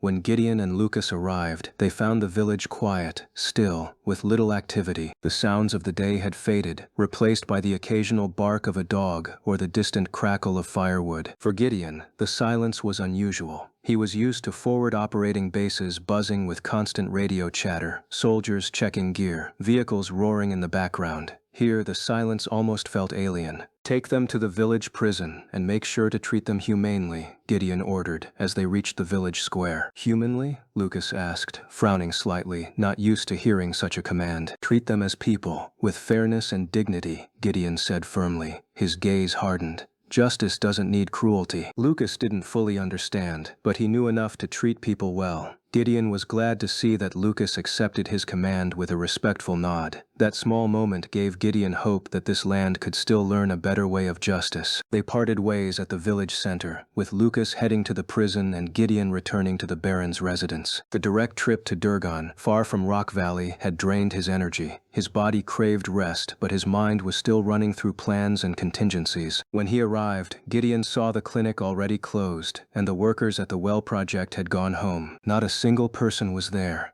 The construction site lay quiet. Shadows stretched long across the scaffolding. Progress was visible, but unfinished. One step at a time, Gideon thought. The residence door opened. Gideon saw a maid busy tidying up the table for dinner. His arrival before dinner was enough to make the maids happy. They had prepared the best meal for Gideon and the household. "Where are the others?" Gideon asked. "I saw Lady Lena and the others go out. I think they went to the tavern," one maid replied politely. "Viviani is upstairs, finishing her work before dinner," the maid added. Gideon nodded. If Lena and the others had gone out, then he would go there. There was still an hour before dinner, more than enough time for him to relax a little. He left after telling the maids to keep doing their duties. Gideon explained that he would still eat dinner at the Baron's residence. The maids smiled, clearing their throats and nodding in understanding, clearly relieved that their preparations would not go to waste. Gideon stepped out of the residence, walking alone without anyone accompanying him, heading for the village tavern. As Gideon expected, the tavern was the place where people gathered. From a distance, he could already hear the muffled laughter, the clinking of mugs, and the rough but cheerful voices of villagers winding down after a long day. The villagers, tired after work, chose to relax and drink there.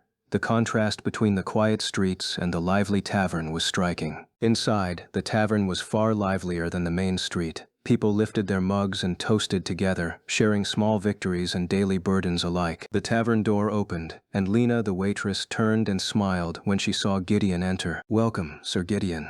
"Welcome, my lord." Not only Lena, but the other patrons also smiled and greeted him. Gideon smiled, waving back at them. Though he was used to being respected as a commander, this warmth felt different, simpler, more genuine. These weren't salutes out of duty. These were greetings out of gratitude. Among them, Luke and the others waved and called his name. Gideon smiled, ordered the same beer they were having, and sat at their table. "How was your observation?" Luke asked, leaning forward. "Good. I found several serious problems we need to deal with quickly," Gideon answered, his tone shifting into the familiar cadence of briefing his squad. "About the river purification. We can do the same thing there as we did in Lamia village," Lena added, her medical eye already anticipating the health issues polluted water would bring. Gideon agreed. He clearly thought the same, planning to help Durgan the way he had helped Lamia. That way, the same river problem could be solved soon. "What materials do we need?" Luke asked. "The same as in Lamia village, only we'll need more since the pollution here is much worse," Gideon replied. "Lyra and I will take care of it.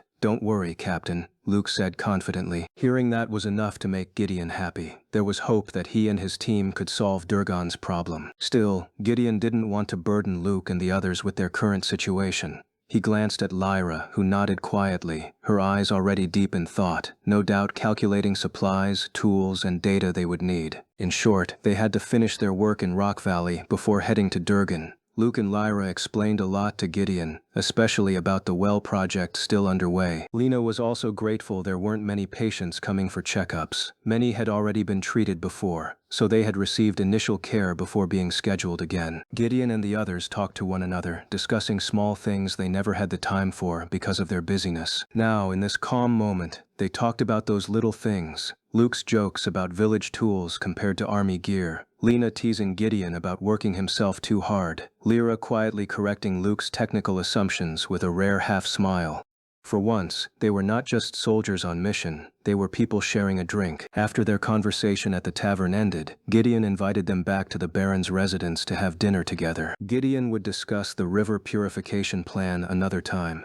For now, he could focus on arranging the food supplies to be sent to Durgan. He had already promised Nath to send the second shipment of food. He would not break that promise. For Gideon, a promise given was as binding as any military order, and breaking it would mean betraying not only Nath's trust, but also his own code. Gideon and Vivienne would talk about it later after dinner. Chapter 87. King's Call. The next day, to prepare a fresh supply of food, Gideon would need at least 2 to 3 days until everything was ready. Vivienne had actually considered purchasing provisions from the nearby city, but Gideon refused her suggestion. If they bought everything from the city, then it would do nothing to help the economy of the village. It would only send money outward instead of circulating it locally. For Gideon, it was better to wait a few days until the bread and basic goods in the village's own shops were ready for purchase. That way, the money would keep moving within Rock Valley, and the ones who truly benefited would be the villagers themselves. Vivienne listened carefully to what Gideon explained. She agreed with his reasoning and promised to prepare the necessary money in advance so that once the supplies were ready, the payment could be settled immediately and the goods distributed without delay. After leaving the Baron's residence, Gideon stepped out into the village. His destination was the cluster of homes where the well-digging project was taking place under the supervision of Luke and Lyra. From a distance, he could already see a crowd of people gathered. Many villagers were working together to dig and move soil, while Luke and Lyra stood a little apart, overseeing the work instead of joining in with their own hands. It was clear they had chosen to lead and organize, ensuring everything went smoothly, rather than tire themselves out with manual labor. When Luke noticed Gideon approaching, he turned with a smile and walked forward to meet him. He seemed genuinely glad that Gideon had come to check on the progress of the wells. "This one will be finished quickly. After this, we'll move on to the final well," Luke reported with a firm tone. "Good. That's a relief," Gideon replied. "Come with me to another well. I'd like you to check the water yourself," Gideon added after a moment. "Of course. Follow me, Captain." Luke led Gideon away from the main work site and toward one of the nearby houses. The family who lived there had already been making use of the well that had been completed just a few days earlier. The mother of the household greeted them warmly as they approached, bowing her head slightly with respect. "My lord," the woman said politely. Gideon returned her greeting with a friendly smile. "This is the third well, finished just recently," Luke explained. "Take a look for yourself." Gideon stepped closer, crouched down beside the stone edge, and scooped a small amount of water into his clean palm. He studied it carefully. The water was clear, with no sign of dust, mud, or any floating impurities. It was perfectly suitable for drinking, washing, or bathing. He was impressed. If the water here was this clean, then it was highly likely that the other wells in the area would also produce the same quality. "This is very good. It will serve them well," Gideon said with satisfaction. "Yes, and they are grateful to have clean water through this project. These wells are probably the most strategic project we've undertaken so far. They have an immediate, visible impact on the people," Luke replied. "Once Phase 1 of the well project is complete, I might shift our focus to building septic tanks and a proper waste disposal system," Luke added thoughtfully. Gideon gave a firm nod, placing a reassuring hand on Luke's shoulder. He wanted Luke to know that he trusted his judgment, but he also knew it would be better not to rush the next step. For now, his priority was to finish the wells. After that, Gideon intended for his team to travel to Durgan to tackle the more serious issues plaguing that village. Yet he also realized that undertaking such a mission would require extra resources, manpower, and careful preparation. Luke led Gideon further down the path toward the site of another well still under construction. This was the fifth one, expected to be finished within the next 2 or 3 days. It had been planned to serve 2 families whose houses stood close to each other. Both families had agreed to share it willingly. There, Gideon observed the workers toiling with shovels and picks, digging steadily downward. The goal was to reach a depth where the underground water could be tapped. If they encountered water seeping into the soil a few meters down, then they would stop digging at that point and secure the structure. "How are they doing with food and other needs?" Gideon asked quietly. "Lyra has already made the calculations," Luke replied. "She based them on how long it usually takes to dig one well and how many workers are needed each day." "That's good to hear," Gideon answered. The project was progressing more smoothly than Gideon had initially expected. Most of the health concerns among the villagers had already been addressed. Lena was scheduled to carry out health inspections house by house according to the plan they had set. Meanwhile, sanitation and waste disposal had been improved by enforcing strict new rules. Soldiers patrolled the most common places where people were likely to throw garbage carelessly, such as riversides, forest edges, or open fields. Slowly but surely, Rock Valley was beginning to rise out of its long decline. The villagers now had hope, a new sense of security and optimism brought by Gideon and his team. They were visibly happier, more relaxed, and far less burdened than in the days when Nozel still held power over them. After finishing his inspection at the well site, Gideon gave his farewells. He reminded Luke to always pay attention to the safety and well-being of the workers. They must not go hungry, suffer injuries, or, above all, lose their lives in the course of the work. Luke understood fully. He had adopted safety procedures as a priority. Gideon then made his way back to the Baron's residence to continue planning their next steps. Nothing seemed too urgent at the moment, except the unresolved problems in Durgan. As he approached the Baron's front courtyard, Vivienne appeared carrying several documents. She met Gideon outside, choosing not to step indoors, and began speaking with him there. "The branch tax offices have been completed in 2 villages for now," she reported. I am waiting for your orders on whether to establish offices in Durgan and Algis as well. Leave those two for the moment, Gideon instructed. Focus on Rock Valley and Nemora first. Send some of the maids who have been working with you. Place them there to begin collecting taxes and explaining the system to the villagers. I understand, Vivienne replied. Just as Gideon was about to leave, Vivienne called his name again. She pulled a small rolled piece of parchment from her sleeve and held it out to him. A raven arrived from Mishko, she explained. It seems to be a message from Viscount Duncan. A raven? They actually sent messages by raven? Impressive. This was the first time Gideon had seen and received a message delivered by an animal. Since the day he had arrived in this fantasy world, he had assumed couriers or messengers were still the only means of communication. But now, after being granted the rank of Baron, this was his first experience receiving such a letter. Naturally, he was curious to see what it contained. The message was written in the native script of this world. Surprisingly, the sender was not Viscount Duncan, but Earl Ashfield himself. In the letter, Liam informed Gideon about the king's latest decision.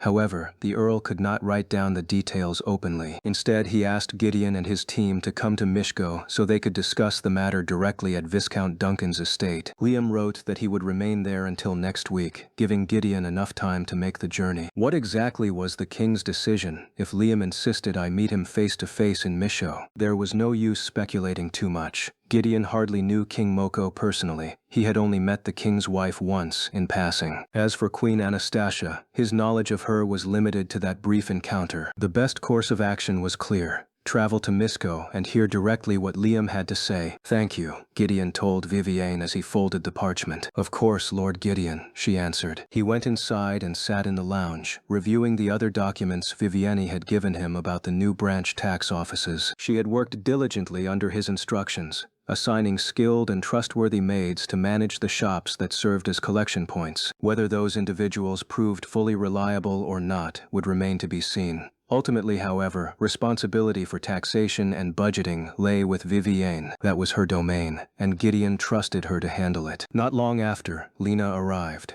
She wore her white doctor's coat and carried her medical kit. Beside her walked one of the maids, who had recently taken on the role of assisting Lena as a nurse. The two of them already looked comfortable working together, chatting as they entered. Lena, Gideon greeted warmly. Gideon, you're back already? Lena asked, and he nodded. The maid excused herself, leaving Lena to step into the lounge. She noticed Gideon buried in paperwork and chuckled. You, of all people, are stuck with administrative duties. The man who hates red tape is now neck deep in it, she teased with a laugh. I don't know. Just looking at this is giving me a headache, Gideon admitted with a faint smile. Then he reached into his pocket and pulled out the small rolled letter. Handing it to her, he motioned for her to read. Puzzled, Lena unrolled it. As her eyes scanned the words, her expression shifted to surprise. The letter clearly stated that Liam requested Gideon and his team to come meet him at Viscount Duncan's residence in Mishko. Do we have to go there? She asked. It seems that way. What do you think? Gideon replied. I don't know. We should talk this over with Luke and Lyra, then make sure their schedules allow for it, she suggested. Gideon nodded. He had no desire to rush off without telling them. No matter what, they were family now. They needed to support each other. All right then. We'll wait until evening, after they finish their work, Lena concluded. Chapter 88. Mishko City in the morning. After waiting for quite some time, Luke and Lyra finally arrived at the Baron's residence. When Luke pushed open the door, he was caught off guard by what he saw. Gideon and Lena were sitting together in the lounge, relaxed and at ease, laughing at something only the two of them understood. For a moment, it looked almost like they had forgotten the weight of leadership and responsibility resting on their shoulders. Gideon's attention shifted as soon as the door creaked open. He looked toward Luke and Lyra, who stepped inside. Their arrival was exactly what Gideon and Lena had been waiting for. They had both wanted to hear Luke and Lyra's thoughts about Norton's proposal, and now the moment had finally come. What is it? Luke asked as his eyes darted between Gideon and Lena. Gideon rose from his seat and walked over to them. In his hand was a small folded piece of parchment. He held it out to Luke without saying a word, letting him read the message himself. Luke's eyes moved back and forth as he read the lines carefully. The contents were short, but enough to deliver the point. Both Luke and Lyra now understood that Liam was summoning Gideon and his team to Mishko.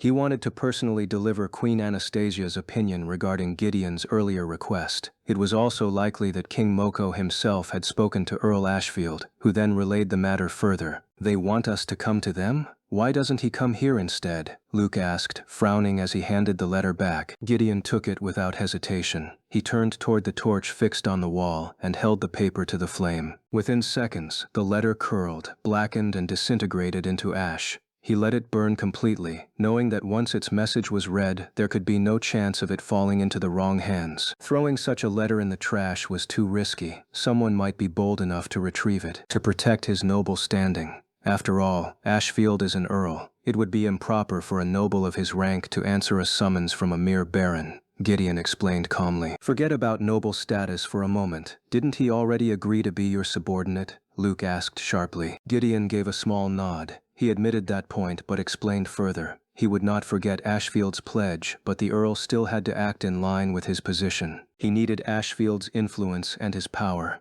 Without that backing, the consequences of Norton's betrayal against the kingdom might fall fully on Gideon himself. If Gideon had a massive army loyal to him and a strong economy supporting his lands, then perhaps Norton could sever ties with King Moko completely. But that was not the case yet. At this stage, Gideon still had to admit that he needed Norton alive and in place. There are too many factors to consider. Norton's safety would also be at risk if anyone began to suspect his oath of loyalty to me, Gideon said seriously. No matter what, Norton is the main bridge between our team and the Moko kingdom. If that bridge collapses, it will be very difficult for us to cross. His words left a heavy silence hanging in the air. Then Gideon turned toward Lena. His eyes were serious. Clear your schedule for tomorrow, Lena, he said. Yes, Captain, Lena answered without hesitation. Luke, Lyra, Gideon continued. Hand over tomorrow's work to the villagers. Let the village chief supervise them. Set realistic targets for what they should accomplish while we're gone. Understood, Capt, Luke replied firmly. Everyone get ready, Gideon ordered. We leave at midnight. The three of them straightened their posture and raised their hands in salute. Even though exhaustion was clear on their faces, their loyalty and determination outweighed fatigue. Gideon turned away and called one of the maids over. He instructed her to fetch the coachman and prepare the horses. The carriage needed to be cleaned, the tack checked, and the animals made ready for a long journey. The maid smiled warmly and nodded, perfectly understanding her lord's command. After Lena, Luke, and Lyra went upstairs, Gideon followed behind. His steps slowed as he saw Vivienne stepping out of her room. She turned at the sound of his approach. Lord Gideon, she greeted him politely. Vivienne, how is your work coming along? Gideon asked. It is finished. The maids assigned as tax collectors will be leaving tomorrow, Vivienne explained, referring to those sent to Nemora and Rock Valley. That news pleased Gideon. He could already picture how smoothly the tax process would go once the villagers became accustomed to paying regularly. The income would give the village much-needed financial stability. My team and I will leave the village tonight. You will oversee things while I am gone, Gideon told her firmly. Vivienne nodded, her expression steady. Do not make any decisions in my absence. Wait until I return, Gideon added. I understand, Lord Gideon, she replied. With that, Gideon went into his room to prepare himself. He washed up, changed into fresh clothes, and readied his SIG M17 pistol, along with 2 spare magazines. He laid out the rest of his gear carefully, making sure everything was in order for the journey to Misko. Lena, Luke, and Lyra each did the same in their own quarters. By 11 o'clock, they would regroup in silence, meeting again just before departure when the household was at its quietest. Time passed quickly. By the appointed hour, Gideon and Luke were already waiting near the northern gate at the back of the residence. The coachman was checking the horses and carriage. About 5 hours' ride, the coachman said. 5 hours. Wait, isn't that faster than usual? Luke asked. The geography makes it different, Gideon explained. Rock Valley is further north compared to Nemora. That's true, the coachman added. The villagers here normally use the northern road for trading with Misho. Soon Lena and Lyra appeared. They were dressed in tactical shirts under their gear, ready for the trip. But Vivienne intercepted them briefly, warning about the harsh cold at the end of autumn. She reminded them that without proper coats, they could easily freeze in the open air. That was why Lena carried 2 thick blue fur-lined coats draped over her arms. She and Lyra already had similar coats on since leaving their rooms. Coats? Gideon asked, raising an eyebrow. A wise choice, Lady Lena. Winter is coming, the coachman quipped. Huh! Luke burst out laughing at the unexpected joke. It wasn't the man's manner that amused him, but the phrasing itself. What are we? Starks now, Luke added, chuckling even harder. Gideon and Lena laughed along, but Lyra remained silent. She simply didn't understand the reference. Once everyone was ready, the four of them climbed into the carriage. The horses set off, pulling them away from Rock Valley and toward Misko. The journey stretched through the night. Lena and Lyra used the time to rest and sleep, but Gideon and Luke stayed awake. Every so often, the carriage stopped in an open field so the coachman could rest briefly. Gideon insisted on it, making sure the man wouldn't collapse from exhaustion before reaching their destination. After 5 long hours, the spires and walls of Mishko came into view. Morning light revealed the city bustling with activity. A line of carriages was already waiting to enter the gates, most of them from Namora, Rock Valley, and Algus. "Show your entry permits," a city guard demanded at the gate. "The southern border baron seeks entry to answer Viscount Duncan's summons," the coachman declared, holding up Gideon's baron's seal for the guard to inspect. The soldiers shifted uncomfortably, realizing the man before them was no ordinary traveler. Unsure of what else to say, they stepped aside and waved the carriage through. The horses trotted steadily down the city's main road. At that hour, only city guards training in the squares and food vendors opening their stalls could be seen. Ordinary citizens were still asleep. The quiet gave Misho a peaceful air, its chill morning breeze brushing across the cobblestones. Gideon appreciated how quickly they could reach the city center without crowds or traffic blocking their way. No festivals, no parades, no loud merchants, only silence. "Who are you?" one of the guards at Viscount Duncan's residence demanded as the carriage halted. The door opened, and Gideon stepped out, clad in his thick blue fur coat. The air was a bit cold, confirming Vivienne's warning. Winter truly was on its way. If Gideon failed to prepare properly, the season would bring new challenges for Rock Valley. "I am Baron Gideon. We have come to meet with Viscount Duncan and Earl Ashfield," he announced. The guard inspected Gideon's seal before hurrying inside. Moments later, the doors were opened wide, and the team was invited in. Gideon was informed that Queen Anastasia herself was present and waiting. The strongest woman in the Moko kingdom had not returned to the capital. She remained in Misko with Princess Alinar, knowing that Gideon would soon arrive to press his requests. Inside, a maid opened the grand door for them. The 4 soldiers stepped into the lavish residence. Viscount Liam Duncan himself appeared, still in his night clothes. He looked surprised, clearly not expecting Gideon so early in the morning. Even more, the Queen was still asleep. "If you do not mind, you may wait in the lounge until Her Majesty wakes. I will wake Norton so he can join you," Liam explained. "Very well. Thank you, Viscount Duncan," Gideon replied courteously. Liam nodded and left. Luke stood frozen for a moment, his eyes roaming across the chamber. It was the first time he had seen such wealth displayed under one roof. The house outshone even the baron's estate. "He is a viscount, equal to a city mayor. A baron is more like a district chief," Gideon explained. "So, you're a district chief then?" Luke teased, smirking. "Shut up." Chapter 89.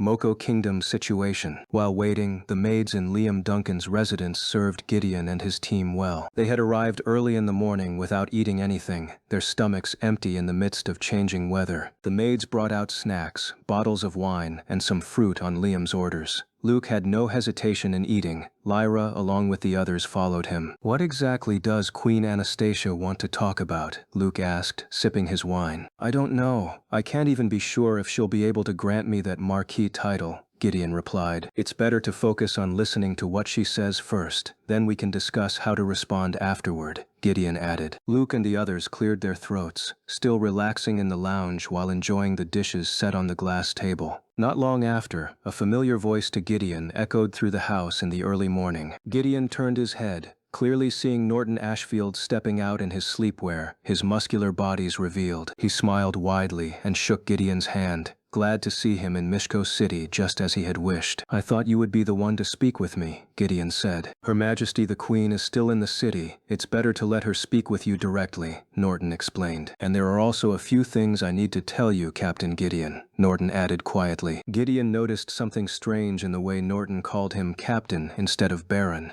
It caught his attention, so he asked Norton to speak with him somewhere private. Norton agreed. The two of them walked side by side, Gideon still wearing his blue fur-lined coat while Norton had his red one. They stepped outside. Far enough from the door, where no one else was around, Norton began to say things that surprised Gideon. The situation in the north against Luth is very critical. Martial law has been declared. Young men are being drafted as volunteer soldiers. Luth and Sisela. Which one has the most potential to destroy Moko? Gideon asked. Luth. They're a great kingdom, rich in minerals and soldiers. Sicily is known for their agriculture. A food paradise, Norton replied. What was Moko's original reason for fighting both kingdoms at once? No one knows. The war between the three kingdoms has been going on for hundreds of years. Gideon fell silent, holding his chin as if in deep thought. There was no duty for him to help Moko, though he had to admit his noble title was a part of their kingdom. But war wasn't only about lives and power. It also affected food, political influence, and social culture. If Moko didn't deal with this soon, they wouldn't last another 3 years. The Supreme General has already given the order. My elite troops and I will go north to fight, Norton said. I know this day will come. Battling in winter is a nightmare. I know. But I love my neck more than my skin freezing, Norton joked. Sigh. Gideon stretched out his hand, patting Norton's right upper arm lightly as a gesture of trust.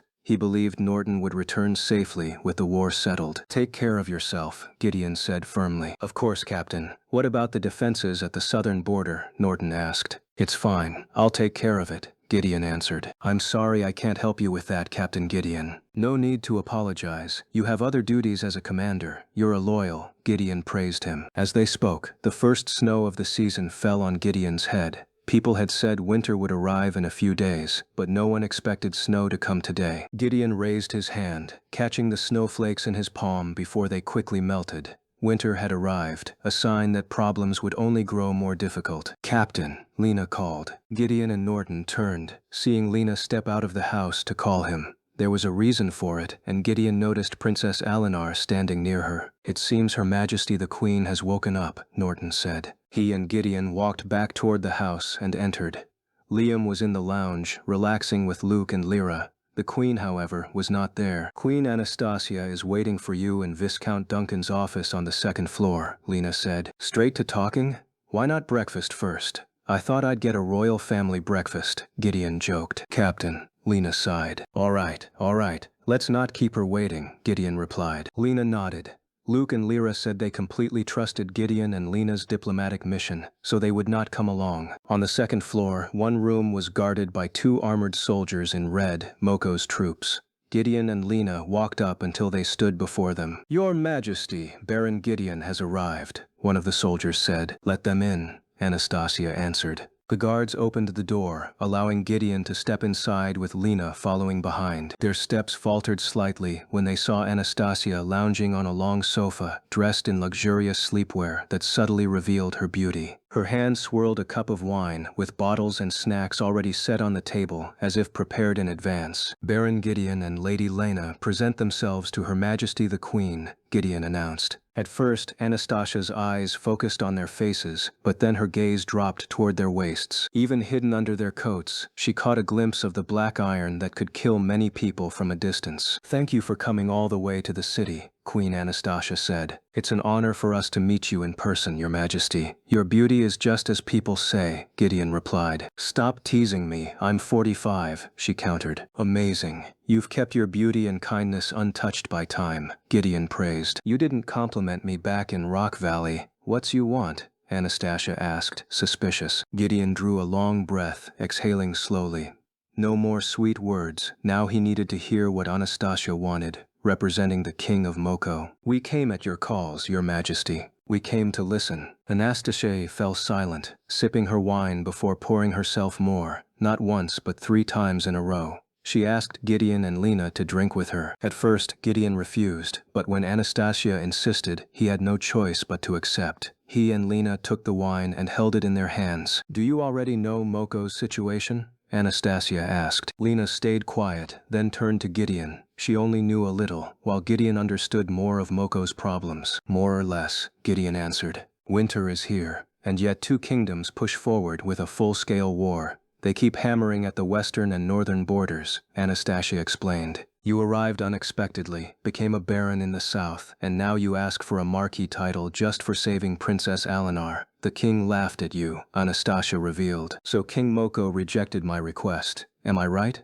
Gideon asked. I'm sorry, Lord Gideon. Our focus is on the crisis in the west and north. Gideon smiled. He already suspected asking for a marquee title after saving Princess Alinar was foolish. He couldn't keep depending on the kingdom. They couldn't be relied upon this time. The discussion is over. We'll take our leave, Your Majesty, Gideon said. Just as Gideon turned to go, his steps halted when Queen Anastasia called out again. Baron Gideon, she said, rising from her seat and walking toward him. Can you give us advice for this war? Anastasia asked. Gideon smiled faintly, turning back to look at her calmly. I'm only a baron. I have no right to advise you on this war, he said. We'll take our leave. Not long after, Gideon and Lena stepped out of Liam Duncan's office. Lena whispered a question to him. Can Moko survive? Lena asked. No. They'll be destroyed. Let's return quickly to Rock Valley, recruit independent forces, buy as much food as possible. We need to use this moment to survive. Chapter 90. Clash inside Viscount Duncan Manor. Where do we buy it from? Asked Lena. Their steps came to a stop when they reached the first floor, stepping into the lounge where Luke and Lyra were relaxing together with Liam. All three of them turned their attention to the side, staring at Gideon, who had just arrived. How was it? Asked Luke. Gideon did not answer with words, but just a look of his eyes was enough. The chemistry between them had already formed well. Luke only chuckled, realizing they truly could not be relied upon. You shameless people, Luke complained. What do we do? Luke asked again. We're going home, answered Gideon. Wait! A woman's voice came clearly from behind Gideon's back, making both him and Lena turn around. The woman who called him was none other than Anastasia, coming while holding a glass of wine. I can grant your other requests. Don't look at me as if I am a wicked person, Anastasia said. Thank you for your understanding, Your Majesty the Queen. However, we do not need anything else. We can get it with our own hands, replied Gideon, bowing his head in respect. King Moko is very impressed by the way you fight. If you help us make weapons like that, he will grant you the title of Duke, said Anastasia. Gideon glanced at his SIG M17. He already guessed that the black iron weapons belonging to him and his team were treasures of great value in everyone's eyes. With one sword, at least 5 to 10 people could be killed in one battle, depending on strength and body condition. The stronger, the more that could be killed. But with one rifle, far more could be killed with only one magazine, where no extra strength was needed, only focus and the sharpness of the eyes to aim at the target. Of course, Gideon and his team's weapons were the most ideal weapons that could be used by anyone, without requiring special skills. No, answered Gideon. We cannot hand our weapons over to you.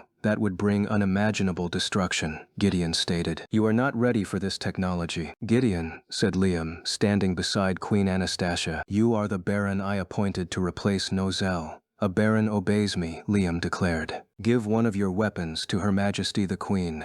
The noble status of Duke is something rare, valuable, and prestigious. Forgive me, Viscount Duncan. I am willing to give up my noble title as long as this weapon stays in my hands, Gideon explained. Duncan's eyes glared forward. Stripping Gideon of his title after his recent good performance was not wise. But if Liam did not oppose him right now, Queen Anastasia would begin to doubt his loyalty. Then I am forced to take it by force, Liam replied. Listen to my command. Gather all the soldiers. Do not let Baron Gideon and his team escape, Liam ordered firmly. The situation grew tense, complicated, and full of seriousness. Gideon drew his SIG M17 and released the safety. Lena and the others did the same. Luke, secure the escape route. Lyra, Lena, help cover Luke. You're clear to shoot. Understood, Captain, they replied firmly. The mansion doors burst open. Luke, with Lyra and Lena, moved quickly to secure the front gate of the Viscount's residence. Bang! A gunshot thundered outside the mansion.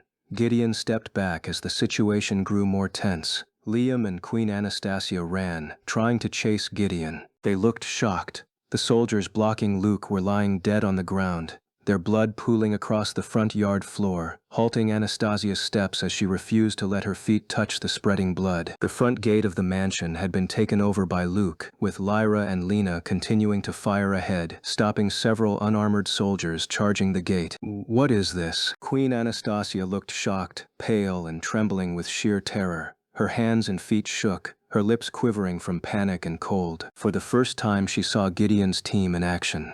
Before, she had only heard about it directly from Norton. This is madness, such terrifying power. Anastasia exclaimed. With this power, the kingdom of Moko could rule the world, she continued. Gideon finally reached outside the front gate of Viscount Duncan's mansion. While Luke and the others asked about his condition, he told them he was fine. Stop, commanded Queen Anastasia. The battle ceased. The soldiers stopped chasing. Gideon also stopped shooting. He told his team to reload their magazines to prevent a sudden crisis. I understand why you will not hand over that weapon. Are you planning to become the strongest person in this world? Asked Anastasia. This weapon is my private property. It came with me when my friends and I were stranded. You don't need to worry, Your Majesty the Queen. I have other weapons back in the village, bigger, stronger, and capable of killing even more people, answered Gideon. I also have weapons that can kill someone without them ever knowing, just like what happened to the commander of the Southern Moko army. At least work together with us. We will help you, Anastasia replied. Baron Gideon's carriage was ready. Luke and the others were still standing, waiting for Gideon to finish his conversation with Anastasia. We can trade other things, but don't expect us to hand our weapons to you. If there's nothing else, my team and I will take our leave, Gideon replied. He and his team boarded the carriage. Liam allowed the city soldiers to clear the road for them to leave. Not only Anastasia, but Liam as well, was seeing Gideon's ghost team fight directly up close for the first time. They are different from the natives of this world. Your Majesty the Queen must be careful. Interesting. Truly interesting. Do you have a plan, Your Majesty the Queen? Liam asked. Anastasia nodded. Gideon's team would follow what Gideon said. The only way to defeat them was to defeat Gideon first. But Gideon was a tough knight from another world, bearer of terrifying weapons of mass destruction. She had to do something so that Gideon would not grow suspicious of her plan. Send 150 wagons of food to Rock Valley. Make sure it is the best and warmest food, Anastasia ordered. But that is half of the entire Viscount's noble food supply for this month, I fear. Just send it to him. Do you object, Viscount Duncan? Anastasia asked sharply, giving him a piercing look. Of course not, Your Majesty the Queen. Elsewhere, Gideon could finally breathe easier after seeing they had left the city safely. The conflict that broke out inside Viscount Duncan's mansion was something that had never happened before. What will their reaction be to what we have done? Luke asked. We wait a few days. What if they decide to go to war against us? Luke asked. Then load your mags and aim properly. We'll fight back. Chapter 91. Anticipation for winter. No one chased them all the way to Rock Valley Village. For the time being, Gideon and his team were completely safe from Viscount Duncan's threat. Even so, Queen Anastasia had seen firsthand the power of the ghost team's weapons. Gideon guessed that Queen Anastasia already had many plans to get those weapons. Listen, the situation might turn unfavorable for us, said Gideon. You all help me move our gear into Nozel's money vault. No one will be able to steal our weapons, Gideon continued. Whoa, you're afraid one of the maids might betray us and steal the weapons, am I right? Asked Luke. Gideon nodded. He did not fully trust the maids yet, even though many of them devoted themselves to the Baron wholeheartedly. But humans were creatures easily tempted by certain things, especially desire and greed. With the power that Queen Anastasia held, she could offer anything to the maids, even something Gideon himself could not give. Dealing directly with members of the royal family was troublesome enough. "My lord, Rock Valley is up ahead," said the coachman of the carriage. "Gather after we arrive. Don't say anything. Go straight to work." Understood, Captain.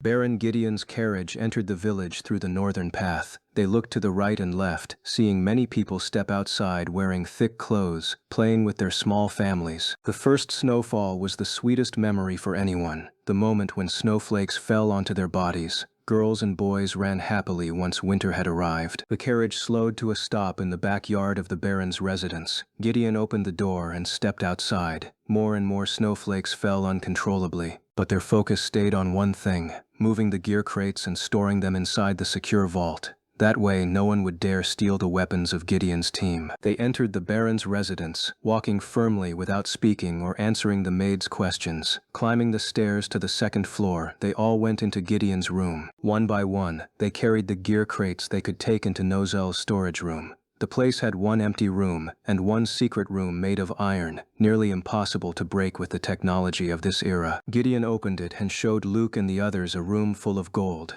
He had spoken of Nozel's wealth before, but they had only heard about it, not seen it directly. "All this belongs to Nozel?" Luke asked, crouching down to take a handful of gold coins in his palm. "Not only gold, but armor, swords, diamonds, jewelry, and gemstones were stored there. Gideon had not counted Nozel's wealth exactly, but at the very least, the man's fortune could be used for the welfare of the villagers. "We're really rich," Luke joked. "That's for the people. Just give us a little. We need to buy new things too," Luke said, turning with hope. "I'll give it through proper budgeting. You can't just take the gold whenever you want," Gideon explained. Lyra stepped up to Luke and smacked his head until he winced in pain.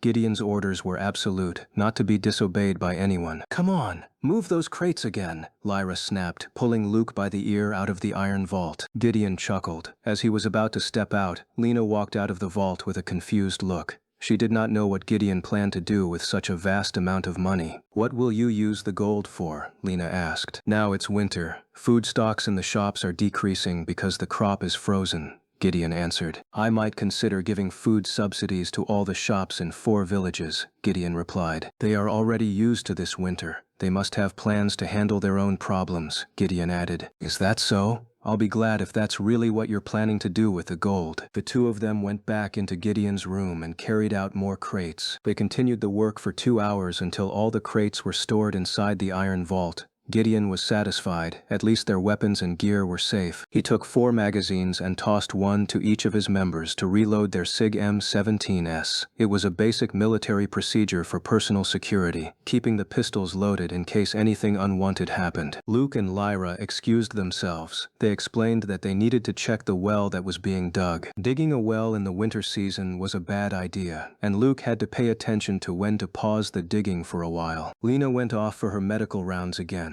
Bad weather, freezing temperatures biting the skin and bones. She had to educate the villagers on the proper way to keep themselves warm. Gideon knocked on the door to Vivienne's office. The door opened after she allowed him in. When she saw Gideon come in, Vivienne quickly stood up, causing her stack of tax administration papers to scatter. Gideon rushed forward to help Vivienne, gathering the papers and noticing that some of them were permit letters. "Permit letters?" Gideon asked. "Some villagers want to start businesses. They're submitting their businesses and the locations," Vivienne answered. "Not just one, but 3 people want to start new businesses in Rock Valley," Vivienne explained, stepping closer to Gideon. She came so close that Gideon accidentally inhaled the scent of her clothes and body, but he could not lose focus, even with Beauty standing beside him. Because of that moment, Gideon almost missed her explanation. "So what do you think?" Vivienne asked. "Yes, that's good. New businesses will open new jobs. Were you listening to me?" "What?" "One of the 3 wants to build a brothel." "What?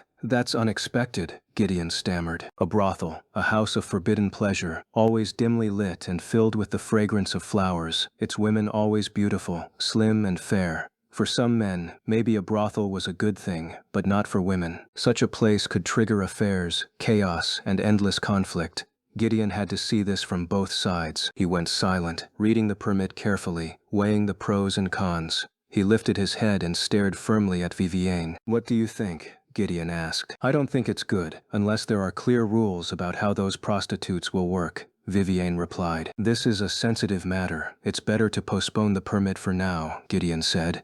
Vivienne smiled and agreed. Gideon also told Vivienne to help him right away. He needed a lot of food supplies that could be bought from the city, just bread and milk. That was to prevent anything bad from happening during the winter. "I'll calculate how much bread and milk we need," Vivienne answered. "Do it while buying the food in stages. We must use Nozel's money to help many people," Gideon said firmly. "I understand, my lord." Chapter 92. Kindness with Hidden Intentions. Getting a new task made Vivienne excited, but she could not ignore the state of her body. Working extra without rest would eat away at her strength, damaging her cells and making it hard for them to regenerate. Gideon realized Vivienne's duties were piling up. He told her to continue her work tomorrow, when her body was refreshed and her mind focused. Vivienne nodded, admitting she was quite exhausted. Finished with Vivienne, Gideon stepped outside to enjoy the snowy night. Luke and Lyra returned from the well excavation site. They met Gideon and told him what was going on. "They'll speed up the digging.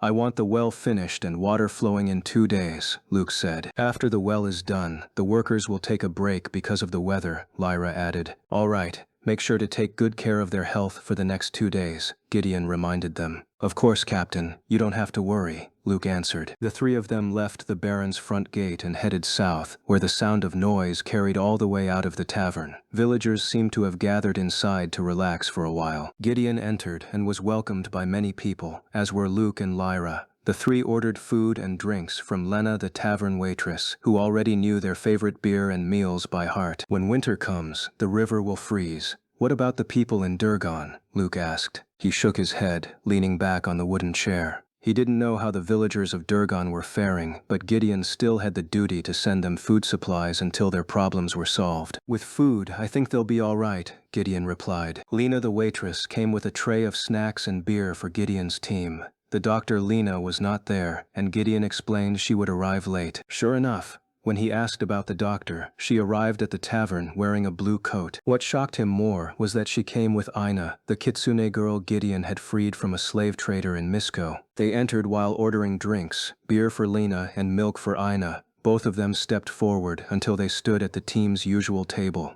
Luke looked surprised to see Aina appear so unexpectedly. Aina, how are you? Luke asked. I'm fine. Thank you, Sir Luke. Gideon looked at Aina's face, her cheeks and nose a little red from the dropping temperature. He turned his eyes toward Lena. What is it? Gideon asked. Aina came because she's part of the Kitsune traders. She has a reason to meet me, Lena answered. The Kitsune village is running out of food, Lena explained. Really? Yes, Sir Gideon. Since not many of the Kitsune men have gone hunting, the food reserves have dropped sharply, Aina said. How much do you know about the shortage? Gideon asked. About half, Aina replied. So when will your food reserves be completely gone? Gideon asked. Aina explained that their food would run out in 2 to 3 weeks with normal rations. If they cut the rations in half, maybe they could last 5 to 6 weeks. From Viviene's explanation, Gideon knew there were 3 different seasonal zones: north, center, and south. Each had their own climate and different lengths of time. The north had no spring, summer, or fall, only endless winter. That was why people called it the White Land. The center, where all the kingdoms stood, had 4 seasons of equal length. The difference was only in the location, whether it was closer to the north or farther south. The further north, the longer the winter and the shorter the summer. The further south, the longer the summer and the shorter the winter. Rock Valley was located in the southern part of the central zone. That made their winters shorter, lasting only 10 to 12 weeks. Gideon realized the Kitsune village had it hard, struggling to find the right food for themselves. Still, since Mitsuko had helped him before, Gideon had no objection to repaying her kindness. Even so, Gideon knew he had to carefully calculate how much money was needed to help the Kitsune. There were many villages that needed his help now. All right, tell Lady Mitsuko not to cut the rations in half. I'll find a way to help you, Gideon said firmly. Thank you so much, Sir Gideon. Aina and Lena sat at the tavern table, talking lightly to strengthen their bond.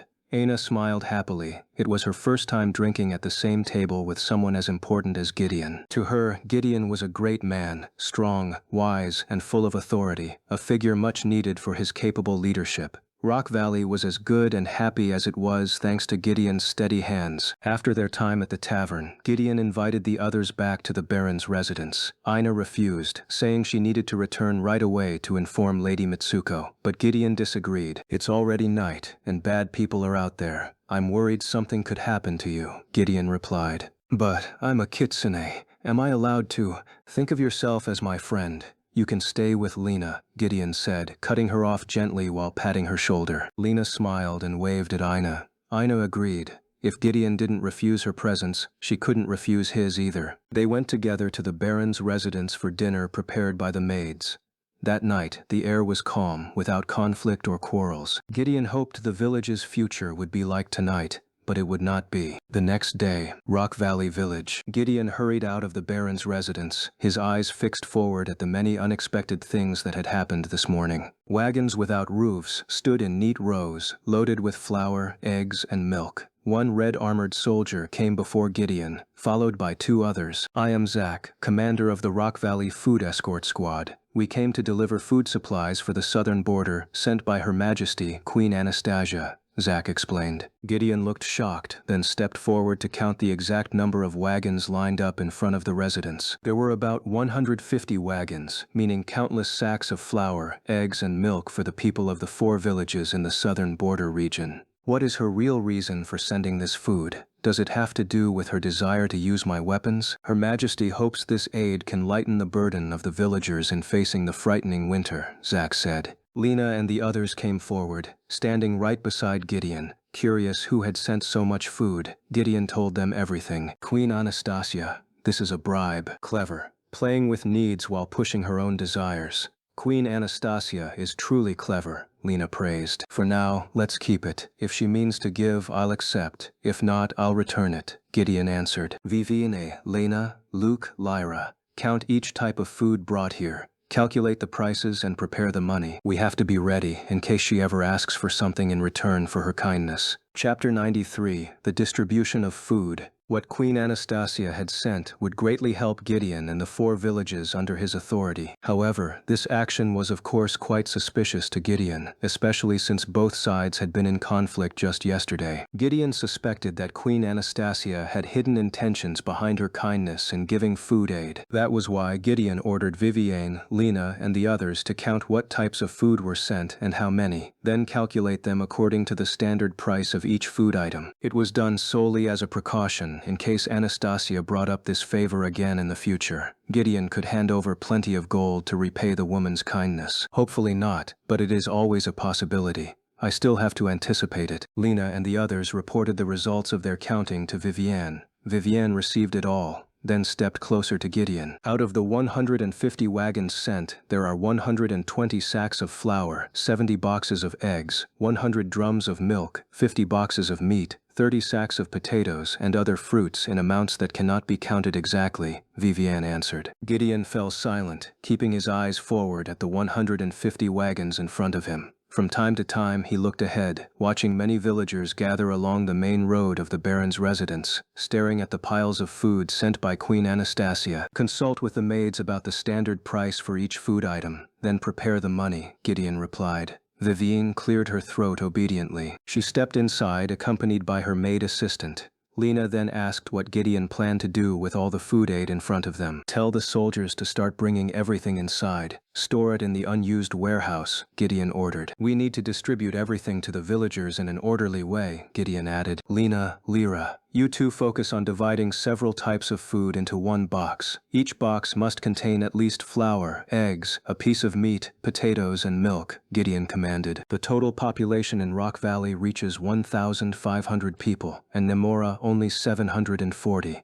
Ask the soldiers to help distribute the food aid. One household will only get one box. We have to save it until the end of winter. I understand. Lena and Lyra began their tasks. Lyra opened her laptop and entered data from each amount of food and the total population of Nemora and Rock Valley. She used her intelligence to determine how many kilograms of flour and other food each box should contain. Lena focused on leading the Baron's troops to carry the food from each wagon into the warehouse. All soldiers were mobilized to help finish the task quickly. Luke, go to the village center and tell them that the food aid will be distributed tomorrow. Every household must line up starting tomorrow morning at the Baron's residence, Gideon ordered. All right, Captain. Luke left the Baron's residence, replaced by Lucas, who had just arrived after delivering the wagon carrying food supplies to Durgan. He looked shocked, his eyes fixed on the sacks of flour and boxes of eggs stacked in the hundreds of wagons outside the Baron's residence. Lucas immediately asked Gideon about it. What is all this, my lord? Lucas asked. Lucas,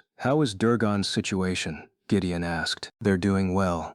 After receiving regular food supplies, their condition is gradually improving, Lucas replied. Good to hear. I have a task for you, Gideon said, patting Lucas on the shoulder. What is it, my lord? Lucas asked. Tomorrow, get ready to go to Nemora with this food aid. Do the distribution the same way you did in Durgan. One household, one food box, Gideon answered. Yes, my lord, I fully understand. Where exactly did all this food aid come from? The amount is huge, Lucas asked. Queen Anastasia. My team and I just met her, and she promised to help the villages by sending food aid. I didn't expect her to send it so quickly, Gideon explained. That's a relief then. It seems we won't go through this winter with too much hardship, Lucas replied. Gideon nodded, determined to prevent anyone from starving or freezing this winter. That was why the rest of the food from Anastasia would be stored as backup in case, in the middle of winter, a famine struck due to lack of food supplies. The two parted ways, Lucas returning to the guard commander's residence while Gideon stepped into the warehouse where Lena was storing much of Queen Anastasia's food aid. Lyra was different. She sat typing on her laptop about the exact contents of each box that would later be distributed. That calculation was important to make sure fairness was maintained. When do we start distributing it? Lena asked. Tomorrow. It seems the workers can take off their armor and relax today, Gideon replied. Of course. I'll distribute it once Lyra finishes the calculations, Lena said. If you need anything, just tell me directly. Yes. I'll do it later. One by one, the wagons emptied and left Rock Valley heading north. All the food was already inside the warehouse. Gideon was still there when Luke returned after spreading Gideon's information to the villagers. Lyra handed her laptop to Lena, showing the exact total of each food item, ensuring the villagers would each receive at least 5 different kinds of food. Lena nodded with understanding, and both Gideon and Lyra also looked over the spreadsheet. Bring the scale here, Lena ordered one of the soldiers, who nodded in reply. Lena fixed her eyes ahead, looking at Gideon and Luke in turn. Lyra had calculated it precisely using formulas, and the numbers might match the needs. Lena and Lyra, along with the other soldiers, would start working today. Can we help? Luke asked. No, it's more than enough already. You don't need to help, Lyra answered. Gideon smiled, patting Luke's shoulder gently before asking him to return home. Arriving at the house, Gideon ordered the maids to start cooking, even though it wasn't lunchtime yet. Make some cakes or snacks, prepare food for them, Gideon added. The maids understood completely. The order was directed at Lena, Lyra, and the soldiers who were busy dividing the food aid fairly. The maids began working, heating up the stove. Viviani came hurrying down from the second floor, carrying the documents of the price calculations for all the food aid from Queen Anastasia. Gideon understood why she came, received the document, and read it slowly. 96 gold coins, huh? Gideon asked. Correct. It could probably be rounded up to 97, Vivienne explained. I'll prepare the money. After the food distribution is finished, prepare a budget to buy lots of bread from Mishko. But don't we already have plenty of flour from Queen Anastasia's aid? Vivienne asked. This is only as a precaution. Chapter 94. Surprise Attack. Vivienne did not fully know what Gideon was planning, but since her duty was only to carry out Gideon's orders as Baron, she would do so. She explained that she would count it tomorrow instead, as she had too much work today and her mind felt a little scattered. Gideon did not make a big issue of it, though he did not want Vivienne to delay too long either. Day turned into night. The soldiers rested, and so did Lena and Lyra. They would continue again tomorrow morning and keep going until everything was distributed. Gideon met with Lena and the others at the dining table, eating the dinner prepared by the maids. Vivienne also sat and ate with them, along with Sheila and Isabella. How many food boxes are ready to be distributed? Gideon asked. About 600. I see. Then tomorrow we'll have to distribute it in 2 phases, Gideon replied. That's better, to avoid long lines and such, Lena added. Lucas will go to Namora to deliver the food boxes, maybe about half of the total for now, Gideon said. I understand. So only 300 for tomorrow? Lena asked. Yes, only 300. Luke, Gideon called. Luke turned with his mouth still full of food. He slowly swallowed and then answered Gideon. Go to Clark's house. Ask him to help record who receives food aid tomorrow, Gideon ordered. Understood. They continued eating until one by one they felt full. Sheila and Isabella had fallen asleep in their chairs at the table. Vivienne carried Sheila, while one of the maids came to carry Isabella. Vivienne asked Gideon for permission to rest. Gideon nodded, giving her leave to sleep. Just as Vivienne left the table, Lena poured wine into her glass, leaned back in her chair, and looked at Gideon. What about the Kitsune race? Lena asked. Gideon fell silent, glancing back at Vivienne as he held out his glass for her to refill with wine. For now, Gideon could not help them with the limited food supplies in the village. However, he explained something else, that Vivienne had been ordered to buy more food from the city. Maybe the delivery of food aid to the Kitsune village could be carried out once the supplies from the city were bought and brought to the village. Gideon still had to prioritize the safety of his own village, even though Lady Mitsuko was a good friend among the mythic races. I'll think about it later, Gideon said. Lena agreed. In her view, Gideon had already faced too many events and decisions. Burdening him with more right now would not be good for his mind. Maybe Lena could help him later. All right, you all can rest. 1 week later. Rock Valley Village. From the start of winter to the first week, Gideon and his team managed to distribute food aid to the villagers. One household received 1 box of food. Many of them felt helped, saved, and grateful to Gideon and his team. They had never received such attention from their former leader. Nozel had always been arrogant, selfish, and careless about his people, while Gideon was the complete opposite. With that much food aid, at least the villagers were safe for a month. But for the second month and beyond, Gideon would need to monitor their situation carefully. There was not much Gideon and his team could do. Lena was still working on inspections, but since her routines had been so intense at first, her work became lighter later. Luke and Lyra did not continue the well digging. Snow had piled up quickly and covered everything. They only did simple tasks like clearing the roads of snow and so on. Those were easy jobs that could be finished quickly. Luke and Gideon sometimes joined in such work too, and there was no awkwardness between the villagers and their leader. Time went by quickly as Gideon and the others focused on their work. The temperature at night became colder than during the day.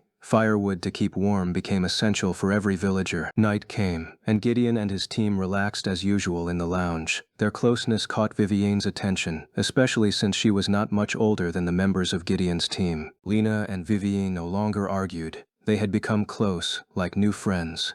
Lyra and Lena accepted Vivienne into their circle of friendship that allowed Vivienne to join Gideon's team while they were relaxing in the Baron's lounge room. No tree to decorate. Really sad, Luke joked. There are more trees here than in your housing complex, Gideon replied. Don't make me remember Earth. Now I miss Johnson. Who's Johnson? Vivienne asked. My pit bull, Luke replied, turning toward her. Johnson is a good dog. I'm sure he'll survive without his owner, Gideon joked. Ha ha!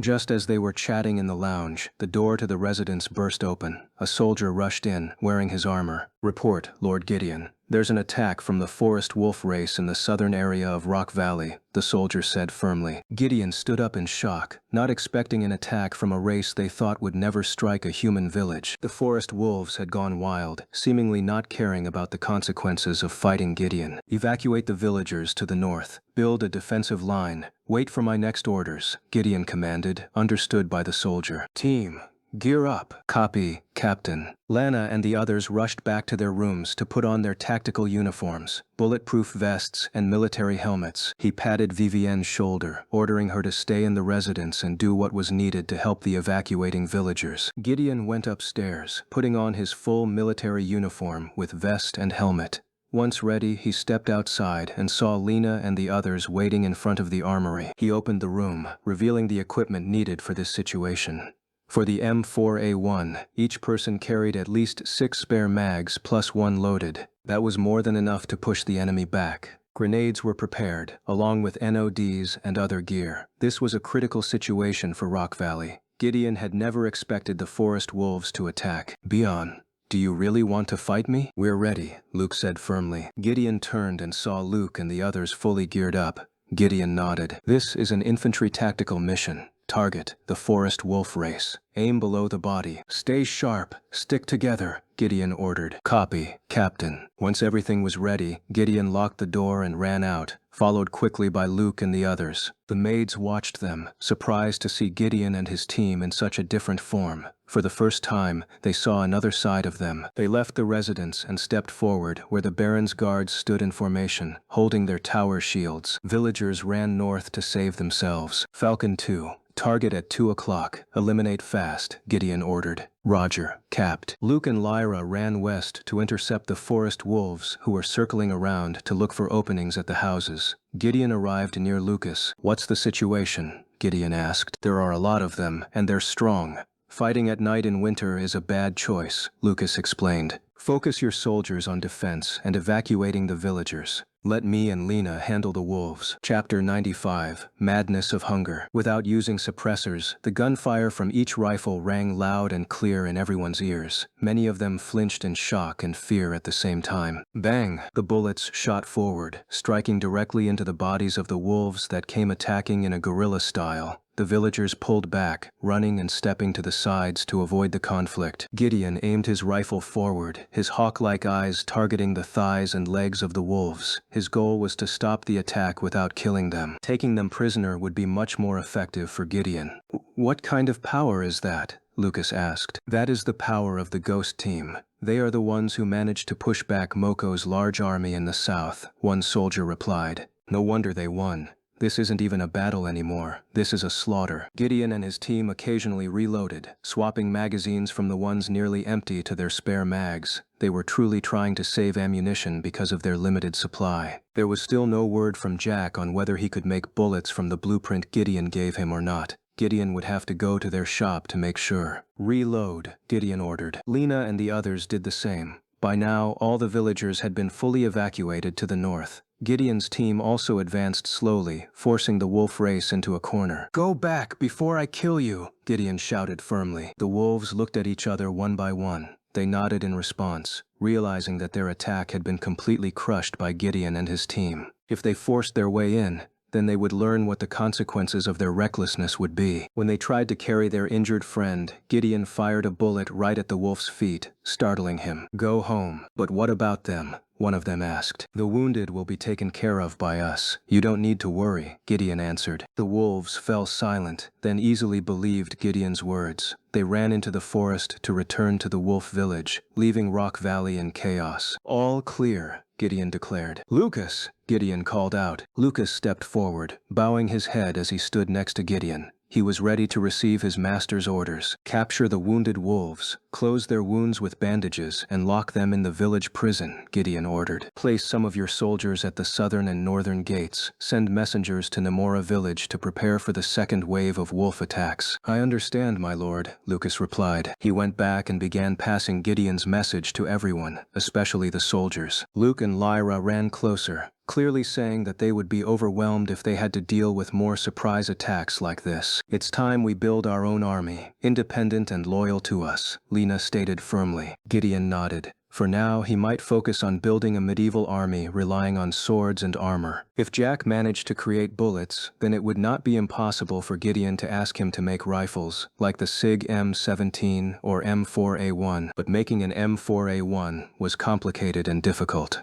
Gideon doubted Jack could pull it off. Luke, you will be the commander of the main force. I assign you to recruit and train the soldiers with modern tactics, Gideon said. I understand, Captain. Lyra, go to Namora and ask Jack about the bullets I ordered. You can leave tomorrow morning. Understood, Captain. Gideon turned to Lena.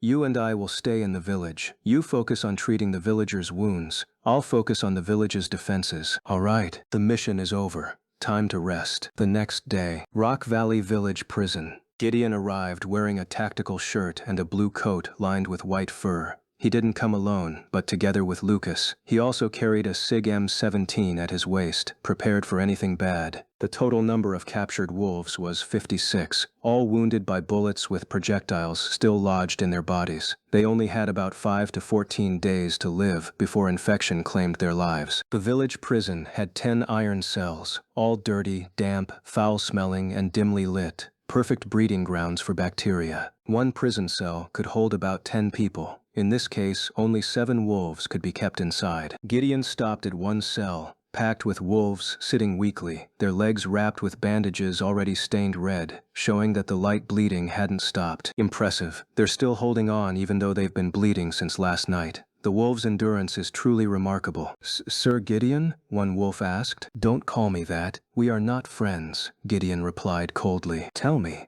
what was your purpose in attacking Rock Valley? Who led this attack? The wolf village is starving. There's not much food in the forest. We are hungry. Rock Valley is a big village. Maybe they had fresh meat we could take, he explained. Hunger makes people lose their minds. Looks like they're no different. Was this an impulsive act or planned? Gideon asked. Bian village chief Bian ordered us to raid the human village, the wolf replied. Those damn wolves. Should we just destroy them? Lucas asked. Gideon raised his hand. Attacking the wolf village during winter was unsuitable and risky. He actually had another idea that caught his attention, and Lucas would surely agree. Let them all die of hunger and cold. He turned his head, watching Lucas closely. Today, both Lucas and Gideon had many tasks to finish. For that, they had to move quickly. Send troops to Namora. Make sure the security there is solid. The distance from the wolf village to Durgan and Algus is quite far. They won't go there, Gideon answered. Understood, my lord. I will go to Kitsune village. Their situation might be threatened by the starving wolves. I must protect that place and the people there. What if we evacuate the Kitsune to Durgan?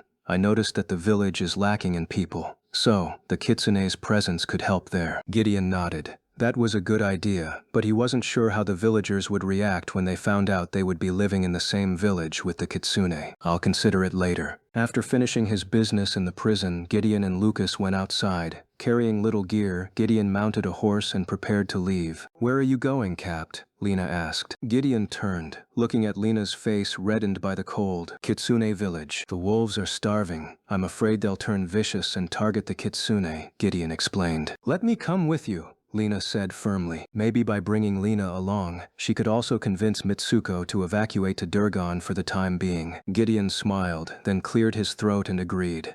Call for the carriage to come. We leave today. Chapter 96, The Finest Man in Rock Valley. Not long after, a horse carriage arrived from the back courtyard of the residence. Gideon nodded, stepping inside together with Lena, ready to leave for the Kitsune village in the south. Lucas waved his hand to see Gideon and Lena off. For the safety of the village, Gideon entrusted everything fully to Luke and Lucas. They were the ones Gideon trusted to control the situation in the village after the wolf race attack. What exactly happened last night? Lena asked. The wolves couldn't get food from the forest. They were desperate and lost their minds, recklessly attacking Rock Valley Village just to get food. Gideon replied. If they were still on good terms with you, maybe we could help them, Lena said. Bian has no talent for leadership. The destruction of the wolf race is inevitable if he does not act soon, Gideon explained. Will you help them if one day Bian comes asking for aid? Gideon fell silent at Lena's question, then turned to the side, gazing at the window of the carriage he was riding in. He and his team had been betrayed twice by the wolves. It was difficult to rebuild trust because of their stubborn nature. Forming a new alliance with the wolves was impossible. No, I understand. Then what will we do with them? The prisoners? Lena asked. In the near future, we'll take them to the wolf village for negotiations. Negotiations? Lena asked. I don't know. I thought I might be able to gain something from them during the negotiations. Gideon had not yet thought about what exactly he wanted when the talks with the wolves began. What crossed his mind was that it would be better to keep the wolves as prisoners so he could have leverage later. Lena stayed quiet in confusion, not knowing what Gideon wanted from the future negotiations. For now, it was best that they go to the Kitsune village to pay respect to Lady Mitsuko. Sir, the Kitsune village is up ahead. Gideon turned and opened the front window of the carriage. The driver was right. The Kitsune village was visible ahead, covered in piles of snow. Still, there were signs of activity among the villagers, though far fewer compared to spring or summer. The carriage stopped at the village gate, startling two Kitsune men who had been standing guard. The carriage door opened. Gideon stepped out with Lena following behind. Gideon's arrival surprised the two guards, yet also made them glad. They welcomed him inside and even escorted him all the way to Lady Mitsuko's residence. How is the situation in your village? Gideon asked. We're doing fine, but we've had to ration our meals, one of them said. You're also short on food? That's right, the man answered, even though Gideon and Lena already knew from Aina. When they reached the front of Mitsuko's residence, the door opened, revealing the figure of the Kitsune leader. Lady Mitsuko stepped outside, accompanied by two elders at her side. Lena and Lady Mitsuko embraced tightly, releasing their long-held longing. Lady Mitsuko, are you all right? Lena asked. I'm fine. And you? Mitsuko asked back, and Lena nodded. Gideon smiled. He felt relieved and happy to see the Kitsune village safe, though their main problem was food shortage. But unlike the wolves, the Kitsune were not picky. If Gideon gave them bread, they would eat. If he gave them grains, they would also eat. The wolves, however, needed more specific foods like meat and eggs. Lady Mitsuko turned and smiled, welcoming Gideon's presence. Unexpectedly, she would continue meeting Gideon even though the plan of uniting the mythological races did not directly involve him. Welcome to the Kitsune village, Baron Gideon. Baron? The two elders exclaimed in shock, staring sharply at Gideon. Just call me Gideon. Lena and I came to make sure of your condition, Gideon replied. Our condition? Can we talk inside? Lady Mitsuko agreed. She stepped inside, and they entered her residence where the cold air could not reach. Once everything felt secure, Gideon felt he needed to explain the situation to Mitsuko. The wolves have gone mad. They're always like that every winter, Lady Mitsuko replied. Wait, you already knew? Gideon asked. Yes, they're greedy, selfish, and arrogant. Their greed makes it difficult for them to endure the winter, Lady Mitsuko answered. What happened exactly? She asked again. Gideon began explaining the situation to Lady Mitsuko. She listened carefully, reacting with shock when Gideon spoke of the wolf attack on Rock Valley. They attacked? They've truly gone insane. I came here because I was worried about you. I feared the wolves might attack and steal your food, Gideon explained. You don't need to worry. We have our own methods to fend off the wolves, and they work well. Is that so? I guess I was just too worried. Lady Mitsuko nodded. She glanced left and right at the Kitsune elders. Since Gideon happened to be in their village, Lady Mitsuko could directly ask him for help regarding their situation, especially food. Sir Gideon, regarding our condition, I would like to offer a trade agreement with you, Lady Mitsuko said. How so? Lena asked. Lady Mitsuko turned to Lena and studied her carefully. She offered to provide some of the herbs from their herbal library to Rock Valley as payment for bread and food supplies. Lena turned to look at Gideon, who responded with a slight nod. It was much better for Lady Mitsuko to propose a fair trade rather than ask for free aid. That way, trust could be built between both sides without one relying too much on the other. All right, just send some herbs to Rock Valley and we'll prepare the food you need, Lena replied. Thank you so much, Miss Lena, Baron Gideon. Gideon cleared his throat. They stayed at Mitsuko's home for quite a while, discussing many things. Lena felt grateful and happy that she could meet Mitsuko again. Mitsuko's kindness and the elders' warmth were still the same as before. There was not much left to discuss, so Gideon and Lena took their leave. They had to return to the village to prepare the food supplies needed by the Kitsune. At first, Gideon had planned to give it for free, but since Mitsuko offered trade, that was better. The two of them returned to the carriage and traveled north until they were back in Rock Valley. There, Gideon saw Luke standing before several strong young men ready to become volunteer soldiers. Gideon smiled, stepped down from the carriage, and walked toward Luke. Seeing so many young men eager to join the military made Gideon feel glad. They will become tough soldiers. Of course, they're the finest men in Rock Valley. Chapter 97. The Evil of the Wolves. The next day, Rock Valley Village. According to the trade agreement between Kitsune Village and Rock Valley Village, a convoy of 5 wagons arrived from the south, carrying goods to be exchanged for food. The goods came from Kitsune Village. Gideon stepped outside, accompanied by Vivienne and Lena. Their attention was fixed on the 3 wagons lined up neatly in front of the Baron's residence. A man of the Kitsune race led the convoy, and Aina was sitting beside him. She waved slowly when her eyes met Lena's. Sir Gideon, this is the list of goods sent from Kitsune Village, the man said, stepping down from the wagon and walking toward Gideon. Gideon took the paper and unfolded it slowly. It was not only herbal plants they sent, but also money and some iron ore. Everything was well packed in different sacks, though the sacks of herbal plants were far more numerous. Gideon nodded, handed the paper to Lena, and ordered Vivienne to go to the back to prepare the food for the exchange. Since last night, he had already told some soldiers to prepare sacks of bread enough to fill 5 wagons. One wagon could carry about 10 to 15 sacks of bread. With 5 wagons total, Gideon was sending at least 70 to 75 sacks of bread for the people of Kitsune Village. Because it had been prepared earlier, it did not take long for the Baron's soldiers to bring out the food wagons. The Kitsune envoy's eyes widened, surprised by the amount of food Gideon was giving them. Sir Gideon, isn't this too much? Consider the rest as a gift. Your people often helped us in the past, especially with the problems we had with the wolf race, Gideon replied, patting the man's shoulder. Tell Lady Mitsuko if she needs anything, she can come visit here, Gideon added. The envoy could not hide his joy. They already knew Gideon had risen in rank to become a baron. The man thought Gideon's personality might have changed with the luxury and status he had gained, but after this meeting his view was different. He was still the same as before. The wealth, power, and status of a baron did not seem to affect Gideon much. All right, I will deliver your message to Lady Mitsuko. Gideon cleared his throat and ordered the soldiers of the baron's residence to help load the 75 sacks of bread into the Kitsune wagons. The man nodded and joined in, placing the sacks into his wagons. Once everything was loaded, he bid farewell to Gideon. Aina also said goodbye to Gideon and Lena. The convoy of wagons then departed south, heading back to their home. Has Lyra returned yet? Gideon asked Lena. I think she's on her way home, Captain.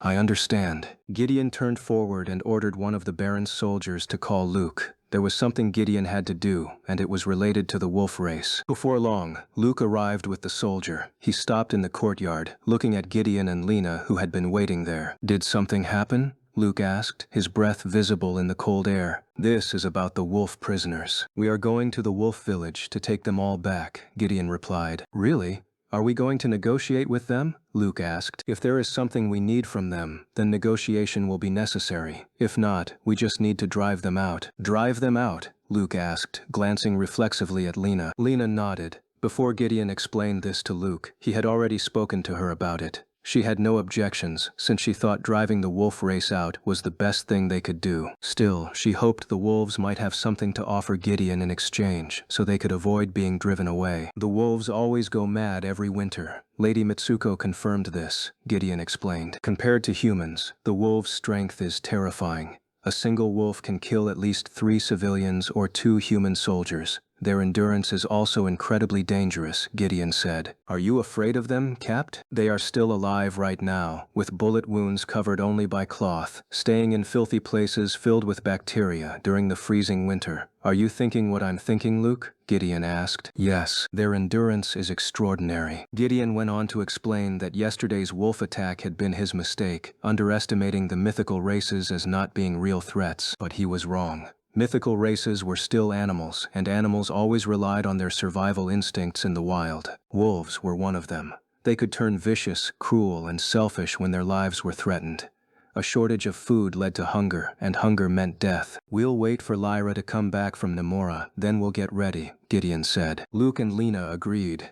Luke suggested they prepare earlier, so by the time Lyra arrived, they would already be ready and only waiting for her. All right, get ready. They nodded, and the 3 of them went into the Baron's residence and up to the 2nd floor. Gideon and the others began putting on their tactical uniforms, complete with vests and helmets. Their M4A1s were fully loaded, with spare mags prepared. Their ISIG M17s were secured in belt holsters, with spare mags ready. Everything was set after about 15 minutes. Gideon and the others stepped out of the Baron's residence, but there was still no sign of Lyra returning from Nemora. This made Gideon suspicious, since the distance between Nemora and Rock Valley was only about an hour's wagon ride. Why hasn't Lyra come back yet? Luke asked. Something might have happened to her. She didn't bring any comms gear, Gideon answered. He stepped to the front of the residence, standing in his black-green camo uniform, black vest and helmet. Gideon kept his eyes fixed on the southern gate, hoping Lyra would arrive soon. He waited there for a long time, but there was still no sign of her return. Gideon grew restless, anxious, and worried. The southern route passed near the wolf village, and after yesterday's battle, the relationship between Rock Valley and the wolves had worsened. Just as Gideon was about to go back inside, his steps halted when he saw a wagon arriving, carrying Lyra. Gideon smiled in relief, his worries vanishing. Luke and Lena reacted the same way, stepping forward toward the wagon as it stopped. Gideon narrowed his eyes. The curtains on the wagon windows were closed, with claw marks scratched across parts of the wooden frame. The driver sat in silence, not reacting at all. Lyra, we were all ready. He suddenly pulled Lena back, away from the wagon door. Lena was shocked, staring at Gideon in confusion, but she could clearly see the serious look on his face. He pulled out a flashbang, pulled the pin, and hurled it through the wagon's window. A deafening blast rang out, though without the blinding flash of light. A loud scream came from inside the wagon. It was not Lyra's voice. Gideon knew what kind of voices those were. The wagon door burst open, and 5 wolves charged at Gideon. Luke and Lena froze for a moment, then raised their rifles and fired at the wolves rushing toward them. But one wolf's sharp claws raked Gideon's right upper arm, cutting him badly. "Soldiers, gather!" Luke shouted. The Baron's soldiers came, aiming their iron spears forward. Luke took command, ordering them to attack the wolves. He fired his rifle as well, forcing the wolves back for a moment. Lena stepped back, looking at Gideon's wound. She had to act quickly to prevent an infection, even rabies from the claw strike. Lyra was kidnapped by the wolves, Gideon said firmly. Tonight, we destroy them. Chapter 98. The Black Rose in Winter. The wolves, they really are insane. Not long after, the Baron's guards managed to kill all 5 wolves cleanly, not letting them break into the Baron's residence. Luke turned and chased after the carriage driver. "Stop!" Luke shouted firmly. Forgive me, the coachman pleaded. Luke drew his SIG M17 from the belt holster and flicked off the safety. With a steady aim, he focused his eyes forward, targeting one of the coachman's legs. Bang! The gunshot rang out, startling many villagers who quickly stepped back from the fight. The 9mm bullet shot fast and struck the man's right thigh, causing him to fall weakly into the blood-stained snow. Lena looked outside after hearing Luke's shot. Vivienne also stepped out and saw the chaos unfolding in front of the Baron's residence. Lena raised her head, asking for Vivienne's help. Vivienne, please help wrap Gideon's arm with bandages, Lena said, and Vivienne nodded in agreement. Lena rushed out of the Baron's residence to see what Luke was doing. Her eyes landed on him standing over the injured coachman who was sprawled on the ground. Luke kept his pistol aimed at the man's head. Lyra was kidnapped? What were you doing? Why didn't you save her? Luke barked. I was scared, sir. I don't have the strength like you all do, the man explained. She reached Luke's side, holding his pistol and trying to calm him. Luke turned, seeing Lena's sorrowful face with her eyes filled with tears. Everyone was grieving, she was grieving, and Gideon was grieving too. But they had to stay together and discuss the best plan to fight the wolves and save Lyra. Killing him won't bring Lyra back. Do you understand that, Luke? Lena asked. Luke went silent, then clicked his tongue before locking the pistol's safety again. He looked restless, far more panicked than anyone else. The white bandage was tied around Gideon's arm. He walked toward Luke and Lena, who stood in the village's main road, becoming the center of everyone's attention. This is war, Gideon said firmly. What are we going to do? Luke asked anxiously. There's a reason why the wolves kidnapped Lyra. They're meat-eaters, but Lyra once helped them. They'll use her as a bargaining tool against us. Negotiate? No way, Luke shouted. I'll go there and slaughter them all, Luke snapped. Calm down. No matter what, you still need our help, Gideon replied. Then what's the plan? Tell us now, Captain. Gideon sighed and looked aside, signaling Vivienne to return inside. Vivienne nodded in understanding, giving Gideon and his team free space to discuss their strategy. Lucas arrived at Gideon's call. With his hand still wounded, Gideon was still able to give clear orders to Lucas and the others. Lucas and the Baron's soldiers would hold the front line, focusing on defense instead of offense. The archers and Gideon's team would stay behind the shields, taking down the wolves as they came. Gideon thought of the phalanx formation. Lucas quickly understood what Gideon meant. Even though Gideon had trouble lifting his M4A1 with one arm, the SIG M17 was more than enough to eliminate the enemy. Lucas split the Baron's guards in half, leaving the other half in the village for security. Once preparations were finished, Gideon marched with Luke, Lena, and 75 of the Baron's guards. This was Gideon's first time going to war alongside the people of this world, armed with spears and shields, facing a race of mythical beasts. The forest wolves had gone too far. Gideon might have considered negotiation if the problem had only been yesterday's attack, but the conflict escalated into the kidnapping of Lyra. For Gideon, ending this conflict was not about negotiation or a truce. It was about genocide. After 2 hours of marching from Rock Valley, Gideon and the others arrived near the wolves' village. The Kitsune also spotted the armored human army coming from Rock Valley. Lady Mitsuko stepped out of the village, noticing Gideon's wound on his upper right arm. She guessed something terrible must have happened in Rock Valley for him to be injured like that. But the human soldiers weren't heading to the Kitsune village. They were going to the wolves' village. Their march stopped at the front gates of the wolves' settlement. Bang! A sudden gunshot came from inside the wolves' village. Bullets fired wildly forward, piercing through the low-quality shields of the village soldiers, injuring several men. Luke, Gideon called firmly. Luke nodded. He broke from the shield line, crouched, and pressed his eye against the scope, aiming at a wolf who was using Lyra's SIG M17 pistol. Bang! He pulled the trigger, letting a 5.56mm round fly from the M4A1's barrel, striking the wolf's vital point. Lena moved up beside him, covering Luke as he advanced to retrieve Lyra's SIG M17. Clear! Luke shouted. Lucas, Gideon ordered, and Lucas nodded. He drew his sword and pointed it forward, commanding his soldiers to charge the wolves' village. The battle began. Humans against wolves, Gideon against Bion. With the strength of Luke, Lena, and Gideon combined, it was easy to overpower the wolves. Gunfire erupted. Frag grenades were thrown, killing multiple wolves at once. The Kitsune watched curiously, not interfering but observing the battle unfold between Gideon and the wolves. The death toll was greater than during the uprising of the conservative wolves. Lady Mitsuko realized one thing. Gideon was trying to wipe out the forest wolf race. The constant sound of bullets became normal to the ears. The wolves screamed, begging Beyond for mercy and help, but it was too late. Nothing could save them. Lucas halted the attack when the surviving wolves surrendered. They dropped their weapons and knelt down.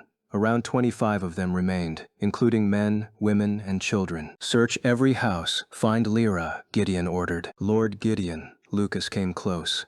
Gideon turned to him sharply. "What do we do with these 25 wolves?" Lucas asked. "Bind them with capped," Luke shouted as Gideon was giving orders to Lucas. Gideon turned at once and saw Luke walking out of a house, carrying Lyra in his arms. Her stomach was drenched in blood, her face pale and weak. "Lyra?" He cut off the conversation with Lucas, hurrying toward Luke, who laid Lyra down on the ground. Lena began checking her condition. It was critical and alarming.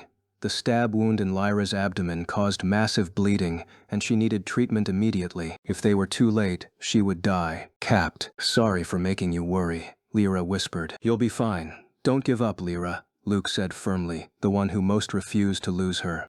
Lyra coughed blood, her condition worsening. Lena's medical gear was back in the village, at least an hour away, but Lyra needed treatment in less than 15 minutes. The stab wound was fatal. "Lyra, Lyraa," Luke screamed. "Luke, don't act reckless, you're always careless. I promise, I'll be careful. You have to hold on." Luke turned, looking at Lena and Gideon with his hands covered in Lyra's blood. "Let's save her," Luke shouted. Gideon lowered his head and closed his eyes. Lena turned away, wiping her tears. The silence was heavy, broken only by Lyra's faint voice. "Luke." Luke returned to her side, staring at Lyra intently, holding her small, cold hand. The cold came from both her worsening condition and the freezing air around them. Slowly, Luke began to cry, his tears falling onto Lyra's face. Lyra smiled faintly, even though her mouth was full of blood. Her time was running out. "You really are a pain." Her hand lost its strength, her body grew colder, and her head fell limply to the side, her eyes still open. Luke saw it happen, his face turning red with tears pouring down his cheeks. His hands trembled as he tried desperately to save her, but it was useless. The wound was too fatal, and saving her was impossible. "Lyra!" Luke screamed, his voice echoing through the battlefield. "My lord?" Lucas asked. Gideon opened his eyes, hearing Luke's cries of anguish at Lyra's death. Lena tried to calm Luke, while Gideon turned his back to them, feeling grief over losing the smartest woman in his team. Kill them all. Chapter 99. Another side of Gideon. Everyone mourned, grieving and filled with regret. Luke was the one who suffered the most from Lyra's death. The bond they had built for so long tore his heart apart, leaving him feeling empty and alone. Gideon stepped forward, approaching Luke while softly patting his shoulder. He was there to encourage him, to say that Lyra had fallen as a good soldier and a loyal friend. "We cannot let her death be in vain." "Captain?" Luke asked, his voice heavy with sorrow. "Lucas," Gideon called firmly. Lucas came as ordered, standing right beside Gideon with his head lowered in obedience. Gideon gave him a clear order, asking Lucas and all of Baron's guards to prepare. "Burn this place. Don't let a single piece of wood remain," Gideon commanded. "I understand, my lord. And also order your men to—" "I can do it myself, Captain." Luke interrupted Gideon's order, stretching out both arms, his right hand supporting Lyra's neck and his left hand under her knees. Luke rose, carrying Lyra in his arms. With slow, heavy steps and his head lowered, Luke left the wolf village, walking along the main road. His focus was straight ahead, occasionally glancing at Lyra's face and wiping the blood from her lips. "Rest easy, Lyra. You're safe with me." Luke walked alone, undisturbed by anyone. His world had already collapsed, and it would take him a long time to recover. Gideon watched Luke, wanting to help him in such a moment, but Lena blocked him. "Let him be," Lena ordered. Gideon fell silent, then sighed in agreement. He felt sorrow because Lyra was gone, and Lena surely felt the same. But they all knew what kind of consequences came with being soldiers. They just weren't ready to lose their closest companions in this situation. Lucas and the soldiers carried out their tasks well. Torches ignited dry branches until the entire wooden houses burned. In an instant, the wolf village collapsed, leaving nothing but thick black smoke rising high. Lady Mitsuko saw what happened in the wolf village. Many villagers had died in the battle. She decided to go there and meet Gideon, to ask about the current situation. "Lady Mitsuko?" Lena greeted. She smiled in response, then fixed her gaze on Gideon's broad back. Gideon took a long breath, then turned to face Lady Mitsuko of the Kitsune race. "You already know what happened, don't you?" Gideon asked. On behalf of the entire Kitsune race, I express my deepest condolences for Miss Lyra's death. The wolves have acted far more cruelly than imagined, Mitsuko said firmly. I haven't captured Bain yet. Do you know where he might have gone? Gideon asked. Considering the current situation, there's a chance he went to the village in the east, Mitsuko replied. There was indeed another wolf village to the east, but the distance was significant. With their hunger, it was impossible for Bion to go there without preparation. There was a chance he was still near the wolf village, hiding and acting alone. Gideon would not let Bain live. Lyra's death was caused by Bain's reckless decision. Lucas, Gideon ordered. Lucas came, kneeling obediently with his head bowed. Your orders, my lord. Spread your men around this village. Search every corner. Check the bushes, caves, anywhere. I want you to find Bion, Gideon commanded. Understood, my lord. Their task shifted from destroying the village to hunting Bion. Gideon turned to Mitsuko, making sure whether the food from Rock Valley had arrived. Your food has arrived. Thank you, Baron Gideon. Lady Mitsuko replied. I have helped you in many ways. I hope you ask nothing more of me except loyalty, Gideon said firmly. Of course, Lord Gideon. The Kitsune race is an honorable one. We value pride and loyalty above all, Lady Mitsuko replied. I hope so. Gideon and Lena remained in the wolf village, watching the soldiers comb through the area. Suddenly, a soldier ran toward Gideon, bringing news of Bion's whereabouts. Report, my lord. Our men have captured Bion and his family, the soldier said. Good. Bring him here, Gideon ordered. Yes, my lord. Gideon's eyes looked sharp and fierce, filled with seriousness, anger, and disappointment. He removed the bandage from his upper arm, revealing the claw wound he had received from the wolves' surprise attack. Bion appeared, dragged by soldiers, his body covered in cuts and stab wounds. His wife and child were safe, unharmed because Bion had done everything to protect them. Bion's eyes fell on Gideon, also on the hundreds of wolf villagers who lay beheaded, stabbed, and shot by Gideon's forces. Bion was truly enraged. What have you? Bang! Gideon pulled his SIG M17 from the belt holster and held it with his wounded right hand. His finger squeezed the trigger, sending a 9mm bullet tearing into Bion's thigh. Paige! Don't shout at me, you animal, Gideon spat. Look at your people. Not a single one of them survived. There are still 56 wolves in Rock Valley. Killing them isn't enough. I think making them slaves is a good idea, Gideon said. We humans will always stand above you filthy beasts. What do you want?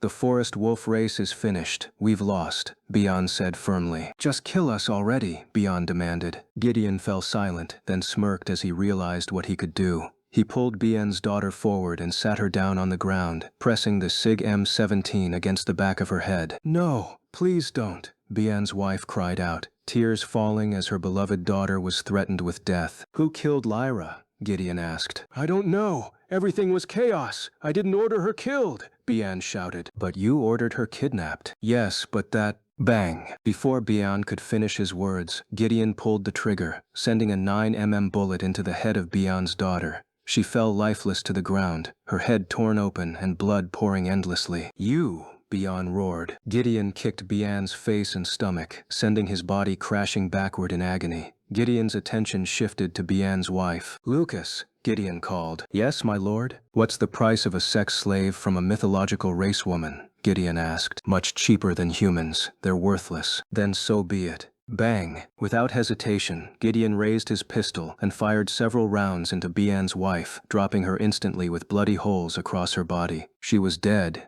and so was her daughter. Both were gone while Bion could do nothing to save them. Damn you, Gideon, Bion shouted. Take him to Rock Valley, shave his fur and put an iron chain around his neck. Luke will kill him in front of everyone in the village. Chapter 100. The Last Flower. The next day, Rock Valley Village. Everyone gathered in the village square, wearing the same color of clothing, black. There was no happiness written on their faces. No one laughed or smiled. All of them, with the same feeling in their hearts, lowered their heads as a sign of condolence. Lyra was truly dead. Her body was pale, still dressed in her military uniform as a soldier's burial rite. She lay inside the coffin, surrounded by beautiful flowers all around her. Gideon and Lena sat on the mourners' chairs, while Luke stood in a black shirt and pants as the guardian for Lyra. It was the tradition of the villagers to hold a funeral for someone important, and Lyra was one of them. Lyra lay in the coffin while Luke stood, receiving the mourners. The first flower was placed by Luke, the second by Lena, and the third by the people. Gideon?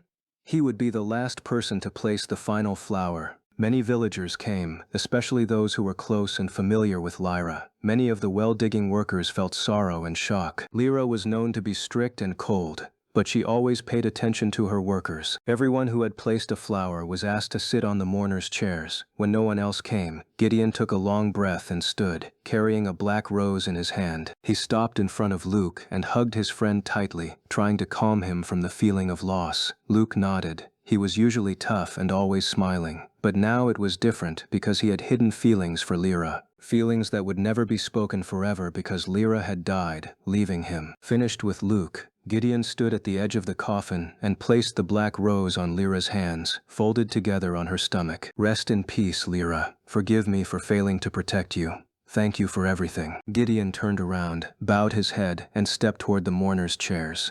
Now it was Luke's turn to give a speech at Lyra's funeral. He felt touched and thankful for the presence of so many people.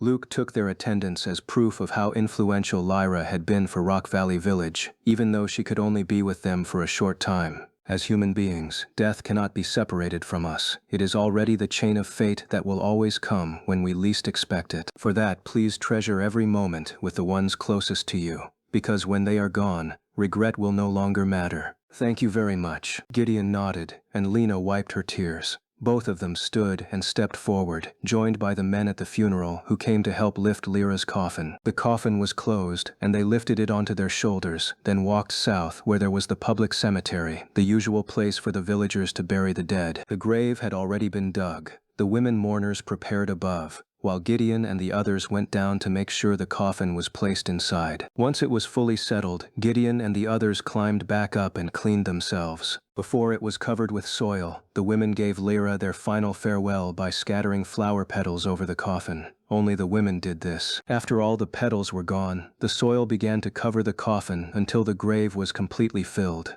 Luke was still crying bitterly. He realized that Lyra was gone, and he had to accept it no matter what. The funeral ended, and one by one the mourners left the cemetery. But Luke was the last to leave. Lena wanted to bring him along, but Gideon refused, allowing Luke to face his sorrow one last time. Lena agreed. After all, only Luke himself could handle that matter. Lena and Gideon could only wait and support him. Gideon and Lena arrived at the Baron's residence. Before entering, they glanced to the side and saw Bian, his fur shaved off except for his head, sitting like a dog with a heavy iron chain around his neck. When Gideon came, Bian tried to lunge forward at him, but a soldier stepped in and swung a whip, making Bian frightened and calm. Gideon sat on the lounge sofa relaxing, with no laughter or jokes. The moment felt so sad and gloomy. He poured wine into 2 glasses, his and Lena's, then leaned back trying to forget everything. Lyra had indeed done so much for Gideon and his team, but he could not let this grief haunt the entire team forever. Gideon and the others had to move on, using Lyra's death as the main drive to do something new. Not long after, Luke arrived and saw Gideon relaxing with Lena. For half an hour Gideon and Lena had been waiting, and Luke finally returned home trembling. Not from anger or anything else, he was shivering from the cold. "The winter snow got to you, am I right?" Gideon asked. "Damn right, I hate winter."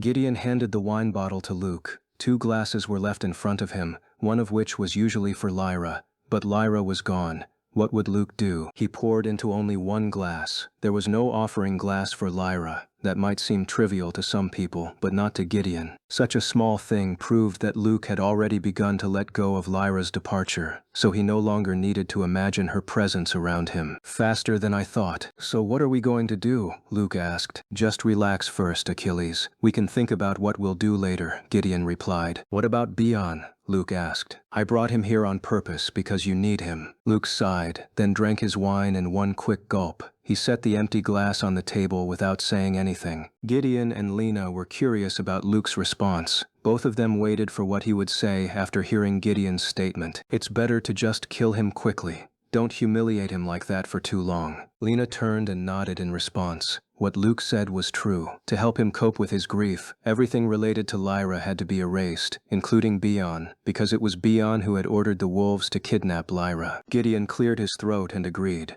"All right, I'll kill him tonight."